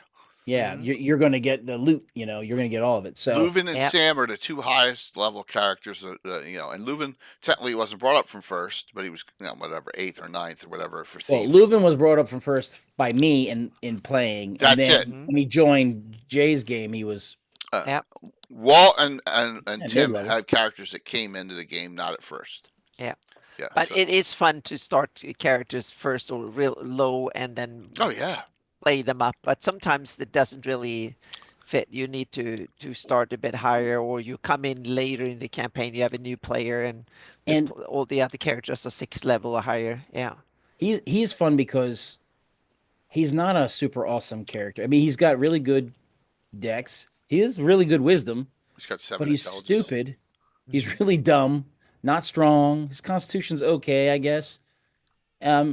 Just kind of mediocre otherwise. A few high stats. Same for fencing. A few high stats, but a lot of low ones. And that makes, I think, it more fun. Yeah. I'm thinking my next campaign, I'll have the players roll 3d6 for each stat straight up, and they get whatever they get, and then they can work from there because but I will compensate them, so to speak, so they will get more XP. So you can over time they will even up, but it will be fun because that way they have to simply work with whatever they got, so to speak. You got high charisma, low strength, or whatever it is, then yeah. I had a friend who in college, he said they played a game where they were like playing losers. So everyone rolled 2d6 for their stats. Yeah. Oh my God. And he said, I got a 9. I can be a class, Yeah. Yeah. Wow. Well, if I start with 0 level, okay, that's what you are. Yeah, I start with 0 level characters. That's what you will do. You will not roll 3d6. You will roll 2d6 per stat, and then go from there. Yeah. 3d6 one time is rough. So I have instituted a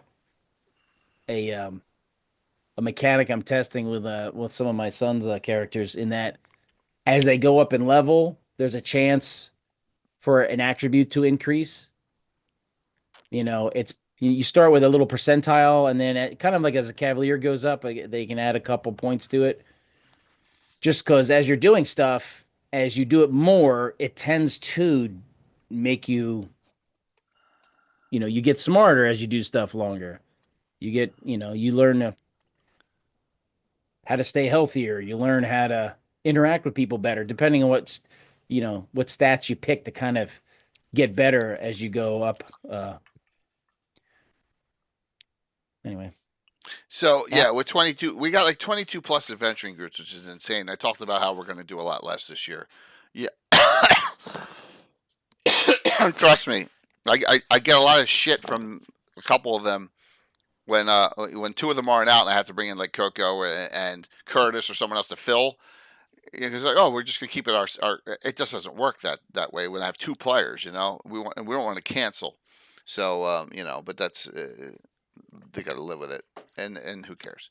But when I do a Saturday group, I'm usually doing level 4 or 5 or even 6, depending on where they are. If it's a whole brand new group of players, I usually do them at 4th. So yeah, but all right, let's talk a little community here. So we all have like what we consider community, maybe a different term to everyone. My community is all you watching now, right? All the greater GREYHAWK community, all the people who participate at any one point in my game. Counts Ed, Tony, right? Jeremy, um, all those people, Luke, my core group of players, and everyone else I'm associated with. That would be my community. Your community may be something different than what I'm talking about. Tim, what would you consider your community to be? Um. Especially now that you're doing cons Wow. Yeah. and you We'll do see. online games for people. Next time I'll do one where I like. Well, I just happened to mention it to my friends that played, and they came up. So, Right. and they did it on their own. I did not Well, that's great. do that for them. They did it, and then, Mhm. but next time maybe I'll have one or two more and just see if I more, DM one time a day normally. more strangers Mm-hmm. sign up for it. Yep. We're sure. You know, hopefully if they know what they're getting into. Yeah, but what would you consider? My community, Yeah. I'd say people who enjoy the same, gamers I've gamed with, people with the same interests that we interact with. I feel like there's a number of folks that I've met only electronically that are friends, Like Patrick. friendly acquaintances, people that have parallel interests in this, Mhm. and they like some of the things I do, or they like to make fun of some of the things I do, or But you've got a personality on your own now beyond me. You know what I'm saying? yeah. You're the ever mysterious Tim. You're the only one with 2 emotes. Yeah. So I know that face came out really good. thank you very much. I did my best. I took my time with it. It was a perfect size, and I really took my time. Right, and I had to really jut my jaw out and really work that eye. Yeah, it looks really, really good, man. That's an awesome emote. Anna, what do you consider community? Well, it's kind of multi-level. First, it's the GREYHAWK community, Mhm. meaning all you guys and all the people that I interact with, my patrons and people on the That's another Discord big one, and patrons. conventions and stuff. And then, in some sense, it's also a wider community of TTRPG creators and people I work with, like Kobo Press and a bunch of people that are professionals or others in the hobby or the industry that also part of the community. And then it's been people that I've been playing with and sitting around close in my own campaign, so to speak, my own game. So it's like a multi-level campaign. That's the weird thing. This is both a job and a bunch of friends. And I mean, when I go to a convention, it's both vacation and work at the same time, all bundled I up, know the which is feeling, Anna. kind of awesome. Yeah. So because there's a lot of prep and things that I rely on because it pays the bills, but it's also fun because I get to see all my friends and people Yep. understand what I'm doing and all that. So it's kind of wonderful and scary at the same time. But it's yeah, so I feel like and also I feel like my job is to serve the GREYHAWK community by providing maps and heraldry and that stuff that Yeah. the GREYHAWK community can use, from people sitting at home playing to people blogging, using them on YouTube, Twitch, whatever. And that's my job. And so in that sense, I feel like I'm working for the community. And and that's very rewarding in both monetary enough that I can sustain myself, and also in that friend that it gives me so many awesome people to talk to, hang out with at conventions and game and do other fun stuff with. So yeah. Hmm. And I've learned some things in the last couple of years to really work in a positive direction. I reach out to as many other smaller channels. Because I've been there, trying to bring them in, whether they're playing or whether they're participating in a fundraiser and trying to get more and more active in. I know we've added a couple in, more are going to be. Oh, cool, Varl, thank you. We're going to be playing at games, seeing them at GaryCon, those kind of things. But recently, I've delved into the worlds that, and I talked about this a little at the beginning. I have a hell of a time getting followers on Threads. I don't know if I smell like meat and cheese on there or whatever, but I have only like 300. It's crazy, and I see these people with 10,000 Threads followers, and I'm like, oh, good, and they got a link, and then I go and I press the button. This is what yeah. Threads is weird, right, Rob? I go check them out, and they have 125 followers on Twitch, and they've been streaming for 2 years.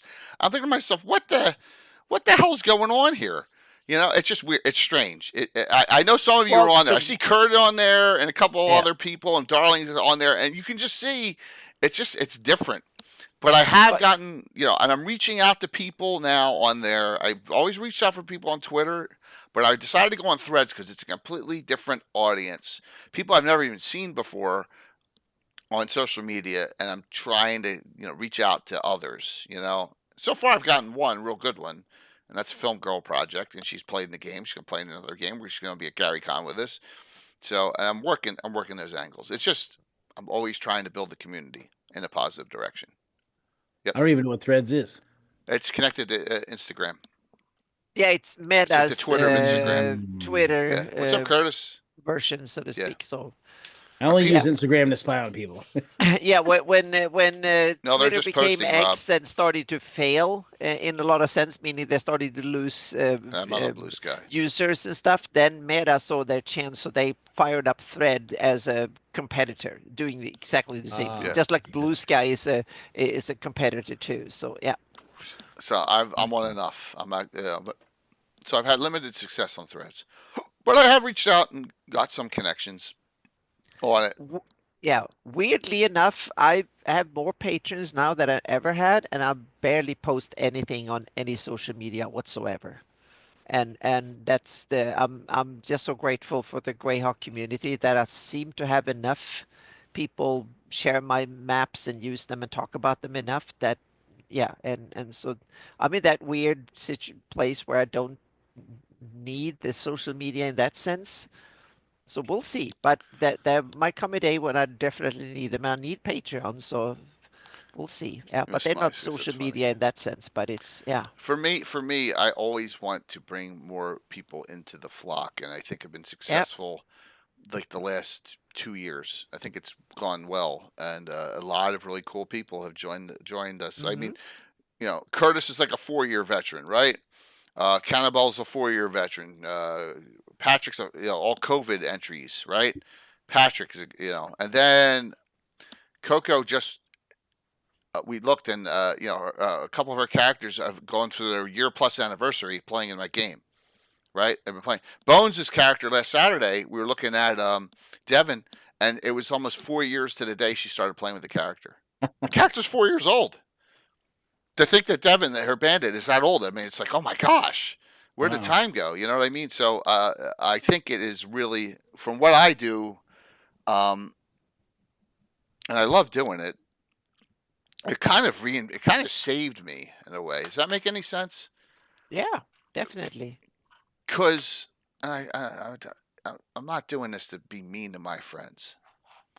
You can only take. Oh, you mean hanging them out on Twitch and forcing them to have to be on your show? And you can only hang out with a bunch of crotchety old white guys for so long, and not get bored, right, Tim? I don't know. I don't know any crotchety guys. but we have fun. Tell me you don't have fun running your games when you run your reverse dungeons and stuff like that. Oh, I do. Yeah. I'm just actually prepping my email once you remind me of the date again, so I can send out the reverse Yes. dungeon reminder. It would be the 22nd of February. Second. Let me just double check that. The 22nd of February at 8 a.m. for you. Yes, the reverse dungeon. Yes, that's right. The reverse dungeon, 8 a.m. That schedule is being worked on. So, by the way, Carlos will know. I want to get Carlos cannot participate this year, so it leaves me with a glaring hole, a couple holes, and I'll get to. I'm working on it for this weekend, reaching out to more people. So, here's a question for you two and anyone else who may stream or may do something different, may run something during a con.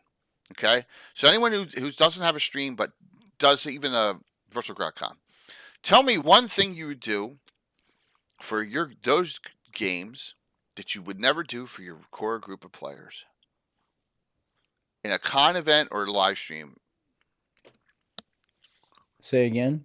Something you change inherently as a DM when you're running for a con or on a live stream. I'll give you mine. I let Ed Greenwood and Coco and all them. I let them spell point their magic user spells. Whereas my players, they have to pre-memorize their spells they want to take. Higher starting hit points. That's good, Varl. That's a good one. That's a good one too. I mean, what's different? What's different than Are you at a exactly con the or same? online? Are No, you I'm not. exactly. You're not. I'm less time specific. You Okay. know, like if I'm just playing at a table, I'm not worried about the time as much. As if I'm, at the con, you really Oh, I taught you got to that. give up the table possibly. So, Mhm. and on then the stream. yeah. So It's tough, man. How about you, Anna? You got any thoughts? Or are you Well, playtesting your game so that it's dead yeah, on the but same? one difference that I do is for my home games, I let the players roll and create their characters. For convention games, I do pre-gens. Right. I don't, because there's too much time and I want the characters to be well suited for the adventure. So I provide pre-gens. And there might come a time when we have like a session 0 before and roll them online or something before the convention, or it will be a two-part. But for the most part, I think convention games, I will simply provide the pre-gens for with the backstory and stuff. So to present it that way, we can get up to speed much faster, and they will be representative and a good fit for the story, or bad fit if that's the purpose, to have misfits doing something. Cool. Oh, geez. So here's another thing I do. I let them do crazy crap on Saturdays. And the number one thing, which everyone will laugh at, Curtis will laugh at, is the Animire doctrines in full effect. Mm-hmm. They're shooting into melee combat all day long. And you know what a taboo, Tim, that is in our game. Because you start shooting your own characters, they're going to do something about it instead of laughing it off. blue on blue is never funny. Yeah, it's not. So, yeah. Stories are... Miko, it's cool I with think the I'm stories. nicer. Talk I about think I'm nicer. the way rules were. Yeah. I was nicer at the con than I am sometimes. Okay. You have to be. And it depends on that was the first time That's a good and one I too, was Joey. with my son was there, and two of my That's a good one long too. time my army buddy and his son, who I met when he was 9 and started gaming when he was 9, his son. So, and then we had a newcomer who fit right in. He was great to work with. I remember his name, Steve. Was great, and so it was kind of easy to have fun, to allow successes when it was not overstretched. Yeah. In fact, there, Curtis, Bones tried to take credit for the Animire doctrine on Saturday. She's like, I know I was the first one shooting like crazy in the melee combat during every fight. And I'm like, no, you weren't. Look at the name of the doctrine. That That's what tells I you its origin. said. Which was awesome. It's really cool. But she's like, I know, but I was like, second. I do it all the time. I'm like, yeah, you do. So, but it She's was, a full practitioner of the doctrine. yeah, yeah, absolutely. So even one shots are tricky. You always have to trim. Blue Joy, you do. I think I've gotten it down. A lot of us have gotten it down to the point where we're experts on how to prep for a con or a live stream so that you don't have to cut down stuff. Or run 6-hour games like I did Yes. and I do on conventions. I've run 4 of them now at conventions, and they've been 6 hours. And so far, I felt like I've needed them, and they, to me, they don't seem, at least for me, they Go back seem quick. to have been reasonably fun the whole time, and people haven't started yawning and disappearing from the table too early. So yeah. Anna, your game, it was one of the rare times where I actually felt a little nervous, like butterflies in your stomach. Like, oh, Well, you ran into the troll and no, the that goblins. wasn't it. That was very basic. It was Okay. the thing flying around, Oh yeah. Mm-hmm. and some of the Yeah. it looked like it was opening a portal, and Yeah. tentacles and things are coming out. I'm It like, was this a is bunch of skull crows, skull murders that Thanks, haunts, Cyber. and it has some really nasty magical capabilities, so it can generate Yeah, things from the imagery was horrible. illusions and yeah, and can do phantasmal killers and a whole bunch of It was nasty stuff. Cthulhu end of the world type Yeah. Mm-hmm. feeling, Yep. and I was like, Yep. I don't know what that is. Yep. Yep. That's part of their scariness. You don't know. Part of them are really, really scary and can kill. Part of it is just an illusion, and you don't know how dangerous they really are, so to speak. And yeah, that's part of their. It's part of IUCN tactics. They are part of IUCN's bad propaganda, so to speak, to 52 scare months, up crazy. off the countryside and make people flee and all sorts of it. So Fear's a yeah. good thing in a game. When you feel fear or you feel like it's a But challenge. I It's must say that perfect. the party in my game, they really, and Tim included, really took care of. There was wrathful ghouls. They're a special IUCN version of the ghouls, and they took them out really quickly, like 3 rounds, and they dealt with them, and that was because they are not dangerous if you leave them alone and let them just wander past. But if you start messing with them, they can be really, really lethal. And they took them out really skillfully. So yeah, My character pre-troll and post-troll was very different. yeah, oh yeah, mm-hmm. No more running around. We're blowing things up Yep, yep, immediately. mm-hmm. Yep. Awesome. But also that was part of running pre-gens, because almost all of the characters had high saves against IUCNs because you had been trained. You knew what type of enemy you were coming up against.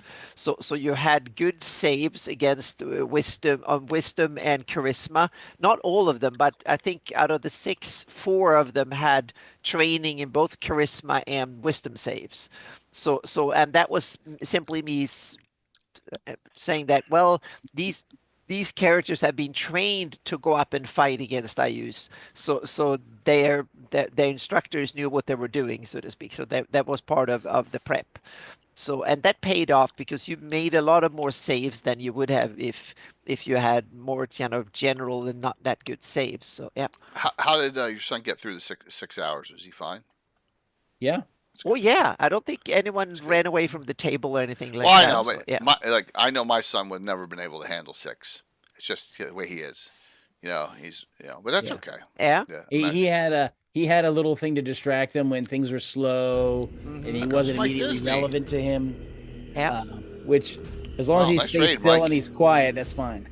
Yep. And Mike, also, thanks a one lot. of the things I've done is that there's way more roles on as a player in Hawk Tales than regular D&D, because you have to make all the defense rolls and stuff. So me as a DM, I don't do many rolls. So as soon as if there's combat and things going on, Thank you, Mike. as a player, you're busy both ends of the bargain, so to She speak. makes you kick your own ass, basically. Yeah, exactly. Well, that's Yep. beautiful. Mhm. I Yep. love it. So we're talking developing your own campaign and developing community. So Yep. and it can apply to anything, any stream type. Just some ideas, and we're talking reminiscing a little bit tonight. Really, And really yeah. appreciate you coming in, Mike. Yeah. And I also think if you want to go, if you just want to sit at home and play, that's one. But if you want to reach out and take part, then I think it's also part of finding your place in a community is also an important part, so to speak. If you want to be a successful creator, a professional DM, streamer, or something like that, then you need Good to see you, Mike. to figure out where you want to be in the grander scheme of things, so to speak. Who do you want to work with, and what do you want to do, and who is your target audience, and what do you want to do in order to make other people's games better and stuff. So are you a person that wants to give advice, help out, or are you specializing in something? And I think that's an important part too. If you want to be a good community member, you need to figure out where you want to be and what you want to do in the community, because there's so many different roles. And especially now, since like the GREYHAWK community has grown, there's more room for even more stuff, so to speak. And there's more room for more than one doing the same thing, and so on and so forth. So there's a giveaway for tonight. Exclamation point drawing if you want to get in. If you just read in with Mike, we're going to be doing that in a little bit. Yeah. So I think we're growing still, which is good. I think things are going really well. I hope that we all continue on the positive trend. And like I said, when I saw that original YouTube vid, I was like, I want to talk about something in the positive sense, not in the negative. So what vid are you talking about? Someone who said, I don't. The question was, would you ever play D&D with someone who supported Trump? Oh. And I said, well, Anna played with 3 people at his table that day. I didn't ask, but I just assume out of 6 people there will be some. Yeah.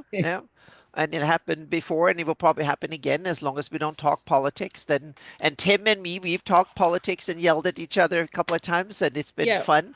But it's all, we still love each other.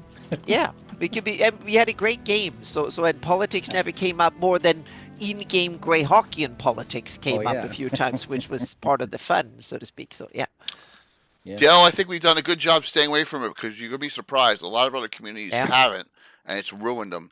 And I said that early on in the stream. But that is inevitable when politics get this toxic as it has been, and no blame, because it's part of the system is going. The general direction globally is that way, and that means that we get more fragmentation, we will get more interference, and it's not only politics; it's more like regulatory stuff. Meaning, internet is becoming a core part of society, which means that all stakeholders in society want to have their opinion on how things should work on the internet, and that is also part of it will affect us as community builders. And if you're doing something on the internet, there are more people who want to tell you what you can do and what you can't do, so to speak, what you should do and shouldn't do. I actually heard some great advice today, kind of about this, where if you're online with the algorithms, you're going to be getting frustrated and angry, because that's kind of what gets people to click stuff. Exactly. And when you start getting mad, put it away, go walk outside, because you're walking around, and most of the time, everybody's pretty much the same. Everyone's the average person has the same sort of wants and desires as the other average person. Absolutely. So and get away from the focus of conflict. Agree 100%.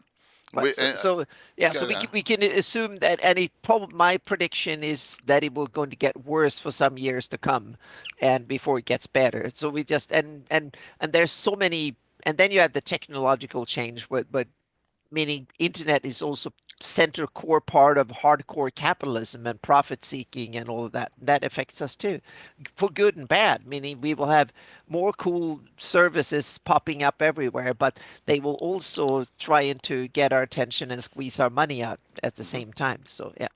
Well, are they going to be able to squeeze? I shouldn't say that. I still spend a lot of money. That was good to say. A lot of us do. So yeah. But a lot of it's on old stuff, or Well, speaking of community and conflict, Jay, I want to put on the calendar somewhere. We can throw it out in the future of an Aftermath game. Thank God! Oh, awesome. Am I playing Sam, or am I playing? No, this is going to be. It'll be a one-off, and it'll be the fall. you're just an average whatever person, and then Cool. Am I gonna run? SHT. Am I gonna run around? I'm not the guy running around with the two Bobby Flay No, steak no, no, knives. no. That's a totally different game. Okay. After I'm Matt talking is about awesome. it'll be open. It'll be open. You know, All right, cool. who wants to try it? Well, maybe we'll do it. Yeah, I may be sitting around here with my second hip replacement at that point. You know what I'm saying? So I may want to be like, I'll be zombie like myself. Yep, got to roll in the game. That's it, Curtis. Thanks. All right. So, anyone have any questions from the audience? And I know we've rambled on for 2 hours, which is cool. Mm-hmm. You're playing Delta Green, Dale? That's cool. Cool. Mongoose Yep. Traveler. Traveler was so alluring when I was a kid with all the little mini folders, and you could die in the character generation. Yeah, But we could never find anyone to play. I played, I think with Walt once or twice. Like, Yeah. it was more fun that we went through the character creation a lot. Yeah. But That's Aftermath, pretty we played a lot. Yeah, in my early days of role-playing games, I loved Traveler in some ways more than D&D. But then as I grew up, then science fiction became less and less interesting and fantasy more and more interesting. And now if I want to do sci-fi, I feel more like that's the home for a computer game like Star Citizen or something. If I want to fly a spaceship and stuff, I want to sit in VR headset and joysticks and That's stuff cool, if I Jeff. want to do that. Not roll dice and sit around the table. But if I want to slay dragons and play an elf, yes, I want to roll dice and sit around the table and do that. So yeah. So for us, in the early '90s, I did Shadowrun. So you got science, sci-fi and fantasy. Yeah. yeah, and then BattleTech Mech Warrior still. Just I'm haven't such had a one in a while. purist. I want to do one thing or the other. I'm terrible at that. Yeah. I do have a BattleTech campaign using the Aftermath mechanics. Really Yeah, interesting. Yeah, and Shadowrun. it's isolated enough where it won't impact Right. anything. It touches into old history, old wars, but it's off to That's its cool. side. Question for Tim: if you could remove one race from your games, why would it be gnomes? Huh? He loves gnomes. It's a joke. Oh. If you could remove one race from your game, why would it be gnomes? You love Andros I Philandros. You found wouldn't. Did you refine the Andros Philandros miniature again? Yeah, actually, I found the guy who made the original. And That's bought right. another That's one. it. And you I got bought it. another one at a Ren fair. Yeah. I'm like, yes. So I have that figure again, and then I have another one where there's a gnome flipping someone with a bird, which fits. You love. Why would I get rid of gnomes? I would get rid of gnomes if they were named gully dwarves. They'd be gone. They would be non-existent. I wouldn't have them. or Kender. Yeah, done. Yeah. Exactly, bro. Oh, I hate Kender. If they made gnomes, no, I think otherwise they're a useful. Tim loves gnomes. Andros Philandros is one of the best characters ever. He's Really. fun. No illusionist thief. And a real smart ass. Yeah. But he got his. When in the G1, and this was the Sydney State G1, Yes. he got critically hit in the head with a boulder from a stone giant. No. I don't think that was. I think that was Greenleaf. Was it Because Greenleaf? Panul went and he fired and did like 2 critical hits with a bow and killed the guy who threw the boulder and killed Greenleaf. Andrus was the one who had his eye cut out. That's right. I got my eye on you. Yeah. Oh, yeah. That's what. Yeah. Yeah. Oh, gosh. What's my favorite race in all of GREYHAWK? So when we started playing, Humans, of course. it was either humans or half elves, because you were either a human from Wild Coast, a human from Keeland, and you were snooty like a Winchester, or a half elf. Rarely do we play full blooded elves. A half elf from Selene. That was it. And it's a lot of that today in my group, especially my special groups. That was where we are always. Halflings. I know you're a big halfling one, Will, which is cool. Tim loves halflings too. Yeah, my first 2 characters are a halfling and an elf. My dad and my Ulrich? first. No. The very first one was, I don't even remember his name. My dad killed him in the first adventure. Oh. He killed him, and it was like dwarves we had bumped into in the caverns of Quasquatan, and there was some old treasure left over from a dragon's hoard. It was like just down to the copper, and they're like, "This is our treasure," and they attacked us. And I remember him describing the dwarf stepping over his body, and I'm like, "How dare you!" How And old I'm were like, you? "I attacked them." Were you ah." like 8 or 9 years old? 9 years old? Yeah. That's so great. And Leuven is like, "I'm gonna kill you." Hey, And so Leuven's we still alive. defeated them, but then we actually had to we buried him, and we buried him with honors, with treasure, and like an old pagan burial, like Wait. All right. So Tim tells me this story today. You got to hear. I'm sorry, we're running late. You got to hear this story. Go ahead, tell about what your son did in the church of the big game in Lender Isle. Okay. All right, I was playing L1, and there's in the woods, there's a little strange egg-shaped church, and it's the church of some sort of unknown deity of chance. I made it Relishaz just because I met. Now I like Relishaz after meeting Eric. So Yeah, of course, everyone loves Ralph So- Shaz.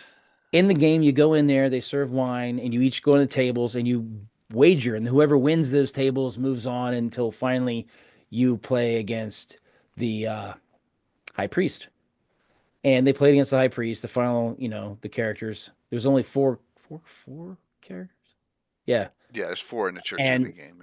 Yeah. no, 4 characters that I had Oh, two. yeah, and 4 Son had characters. 2 because it was just me and him. And then the high priest won, whatever. But then it says in the as he wrote the module, he's like really rude and kind of snotty, and like doesn't want you messing around the woods and wants you to get out. So he like talks smack to my son's character. My son's character is a half ogre. And he's a second generation half ogre, so both his parents are half ogres, I basically they're a little bit better. The blending is a little bit better than You're right. Like Gorbag. like the highest they could have a 14 dexterity. Yeah, right. It's possible, but that's the max. And And that 12 is the minimum intelligence. for a commando. So this is a half ogre who's a commando. And every other, let me see, there's a straight mage, and all the other characters are commandos or commando multi-class. Jeez. And so he's like, I'm just gonna wait till we come, whatever. And then he decides he's gonna like jump him, like surprise him, like. And so we roll for surprise, they get the jump on him. So they got full 3 segments of surprise on these guys who didn't expect it at all. And so they beat down the high priest before he can even really react. Critically hit his wife, who's bleeding out. They slaughtered the church of the big game. They slaughtered them off with their stuff. Oh, and L1. Oh my They're god, that's chaotic funny. neutral though, so it's okay. It's funny. But it's kind of like It made me laugh. because they were not rude at all. They were respectful. They didn't do anything crazy. They didn't fight Right. or argue. And the guy was just like, well, talked bad about him being, get out of here. That's so they piece got of their money trash. back. We're That done was with a you. great story. Tim is always good for these. I mean, the stories go back 45 years to 1980, but just a new story here is a good thing. Now, I did say, you better kill that guy because if you don't kill him, you are in deep trouble. Yeah, because the word's going to get outside. And Well, no, he's going to like do a flame strike on him. Oh, They cannot. They were not able. Well, right. We couldn't get it off. a half ogre might have been able to survive. Tim that. raised them well, exactly. So, what other questions do you have? And then we're going to do some shout outs and we're going to move on. Counting this, so this is a 5-stream week because this was Monday, so it's locked into Sunday. Yeah. Yeah. Anyone else with any other questions? And we really appreciate everyone being on a Monday night. Thank Yeah. you so very much. Mike, thanks for that raid. Marquis, thanks for the raid. So, really cranking it out here.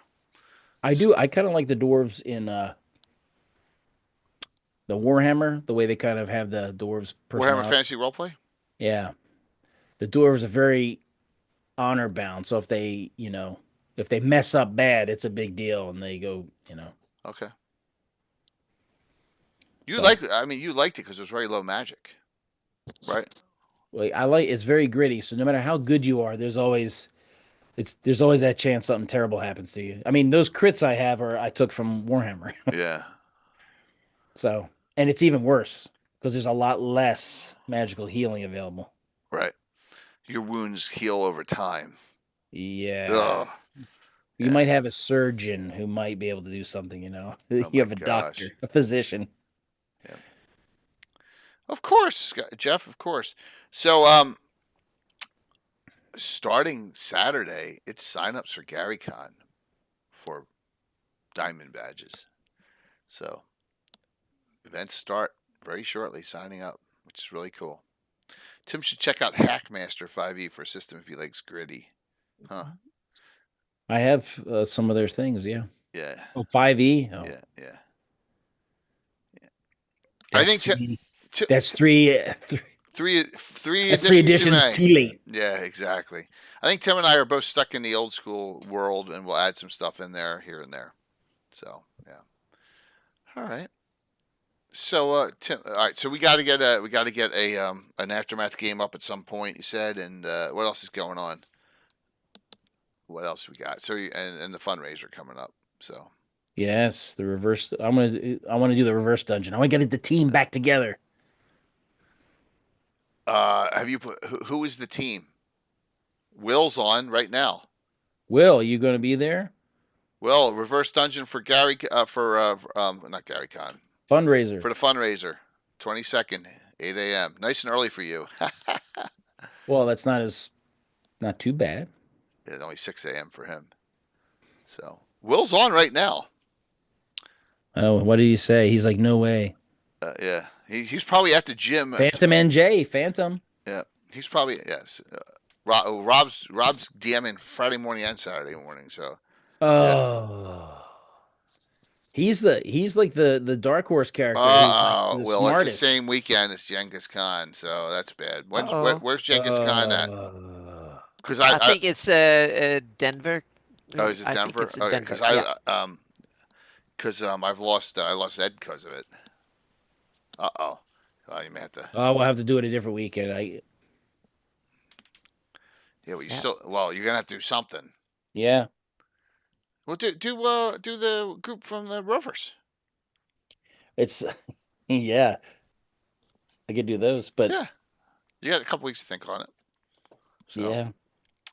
Friday and Sunday morning, you got it, Rob. Absolutely. So that's what's up with Tim. So I love to see an aftermath game on stream, but I want another.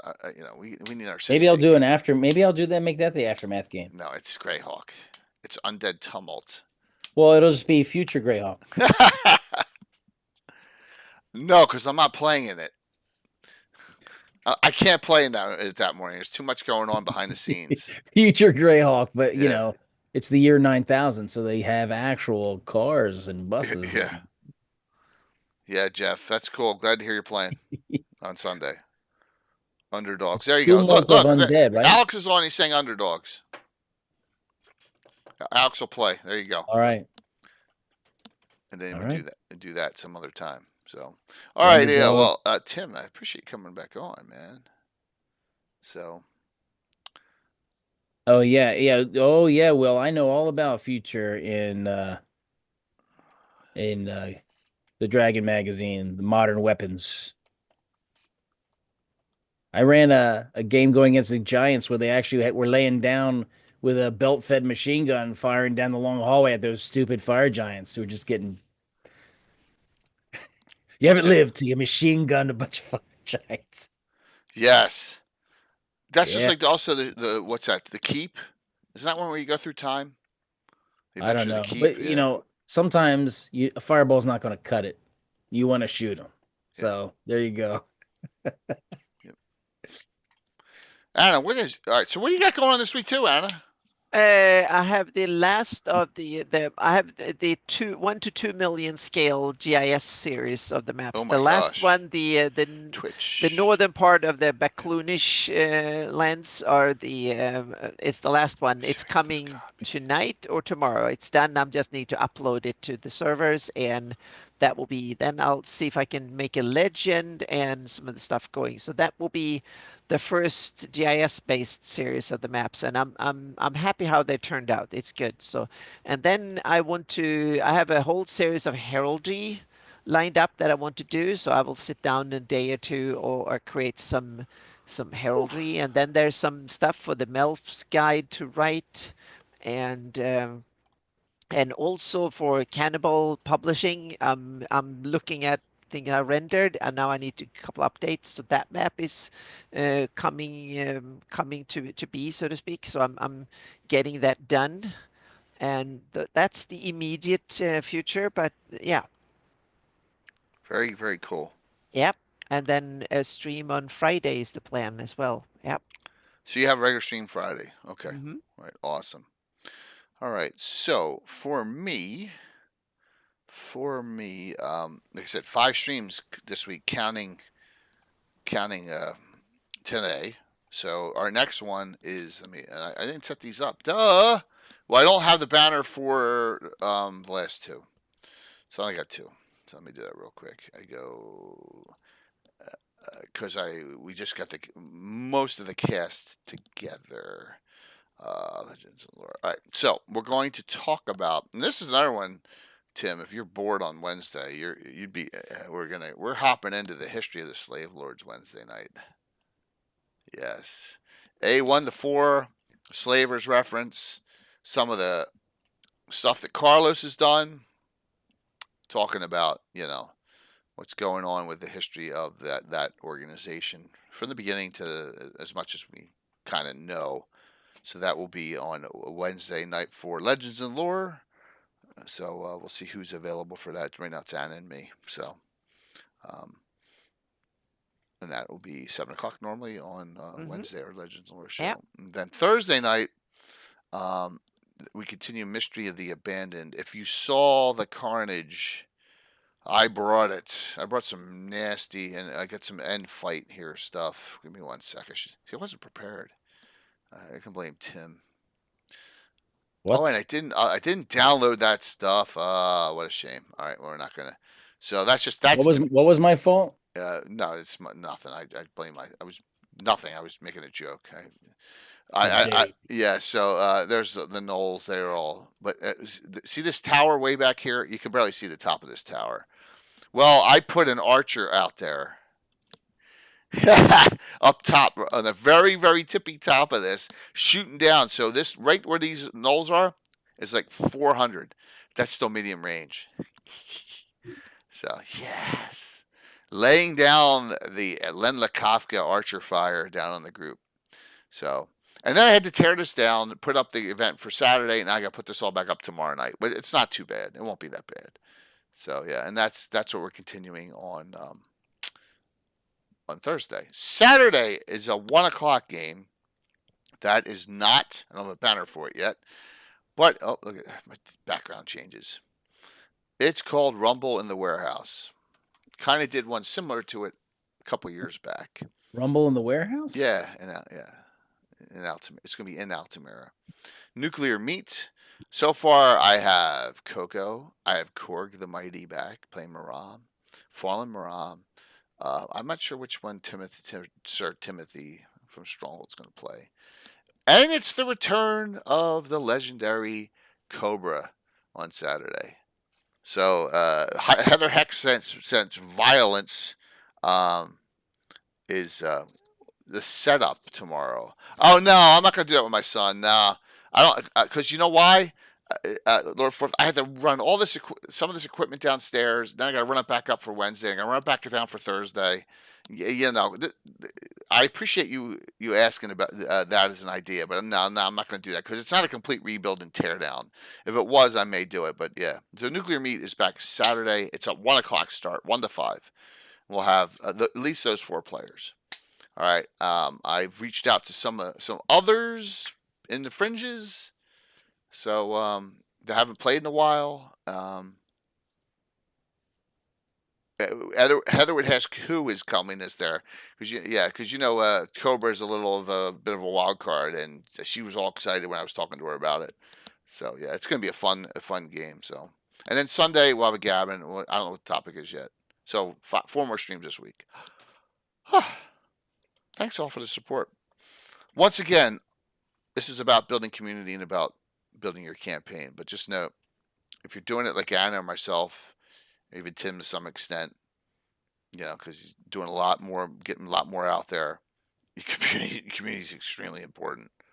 So, best thing to do, Talk to people honestly, right to straight. Don't BS them. Respect them. And that's it. Just a little courtesy goes a long way. All right. Treating people with basic common human dignity. That's it. Good idea. That's it. And also, if I'm DMing, let the ladies run with things that aren't going to get me in trouble. Right? I'll let Darling and Bones and all them do all the crazy, what's the comeliness and all that. Let them do it. I'll just keep my mouth shut. You have right? to establish your DM authority here. Yeah. Exactly. Oh, sorry, Shane, but yeah. So it'll be from That's the 1 to opposite 5. of authority. Yeah. All right, let's do the giveaway. If you already have 1 or 2 of these books, I can change it out for you. Bane, by the way, Bane, yours is going out tomorrow. I'm sorry. I got Eagles messed up over the weekend and I didn't send it out Saturday like I was supposed to. My apologies, but it's going out tomorrow. All right. That's call exclamation point drawing. We got 118 people on a Monday night. That's insane. That's insane. All right, let's do the giveaway. Thank you all for the follows. Thank you all for the subs. Thank you all for support. Hopefully, it was a good discussion. It would be. See, I'm hitting the wrong. Oh, Jay is hitting a wrong button. I almost just raided into someone without doing the giveaway. I'm getting a little off goofy here. Hold on 1 sec. I just sent my email. Oh, good. Cool. Obsidian Risk Scott. Cool. Grats, man. The man who gives me my Troller games. I know he doesn't have these. So, Scott, Obsidian Risk, you win. You are in. Good. I will send these out to you. Awesome. Very, very cool. So, final thoughts, Tim, Anna? It's a good topic, and it's an important topic, and something that we can hopefully all be better at as community members, and hopefully we can have a thriving GREYHAWK community a long time in the future. Yeah. Tim, and thanks for hopping on, man. I know you're not feeling great. I agree. Yeah. But you did it, man. So thank you all. See you all 2 nights. Only tomorrow off. We'll see you Wednesday night for a cool Legends and Lore and on the slave lords, some history, which would be cool. And we'll see you all soon. We're gonna let me just check. Probably going into Darling here. Yeah, I'm gonna go in. I didn't do Darling last night. I'm gonna do it tonight, and surprised we're over 100 in. So more Buck Rogers. You never know. We're gonna be running Aftermath and Champions and all the other stuff. You never know. I got the perfect adventure. Awesome. Good night, everyone. See you in 2 nights. Bye. Oh, that's the wrong button. Uh-oh. Yes. Well, you have to do that wrong too. Yeah. button. Oh my God. There we go. Bing, bing, bing, bing, bing. Awesome. Creator dashboard. Stream manager. Raid. There we go. Whew.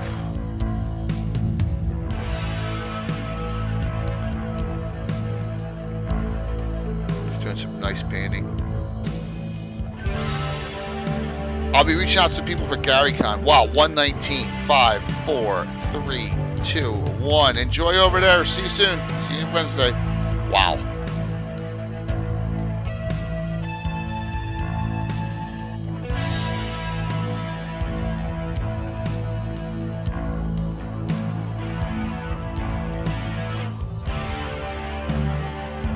Oh wow, 119. That's fantastic.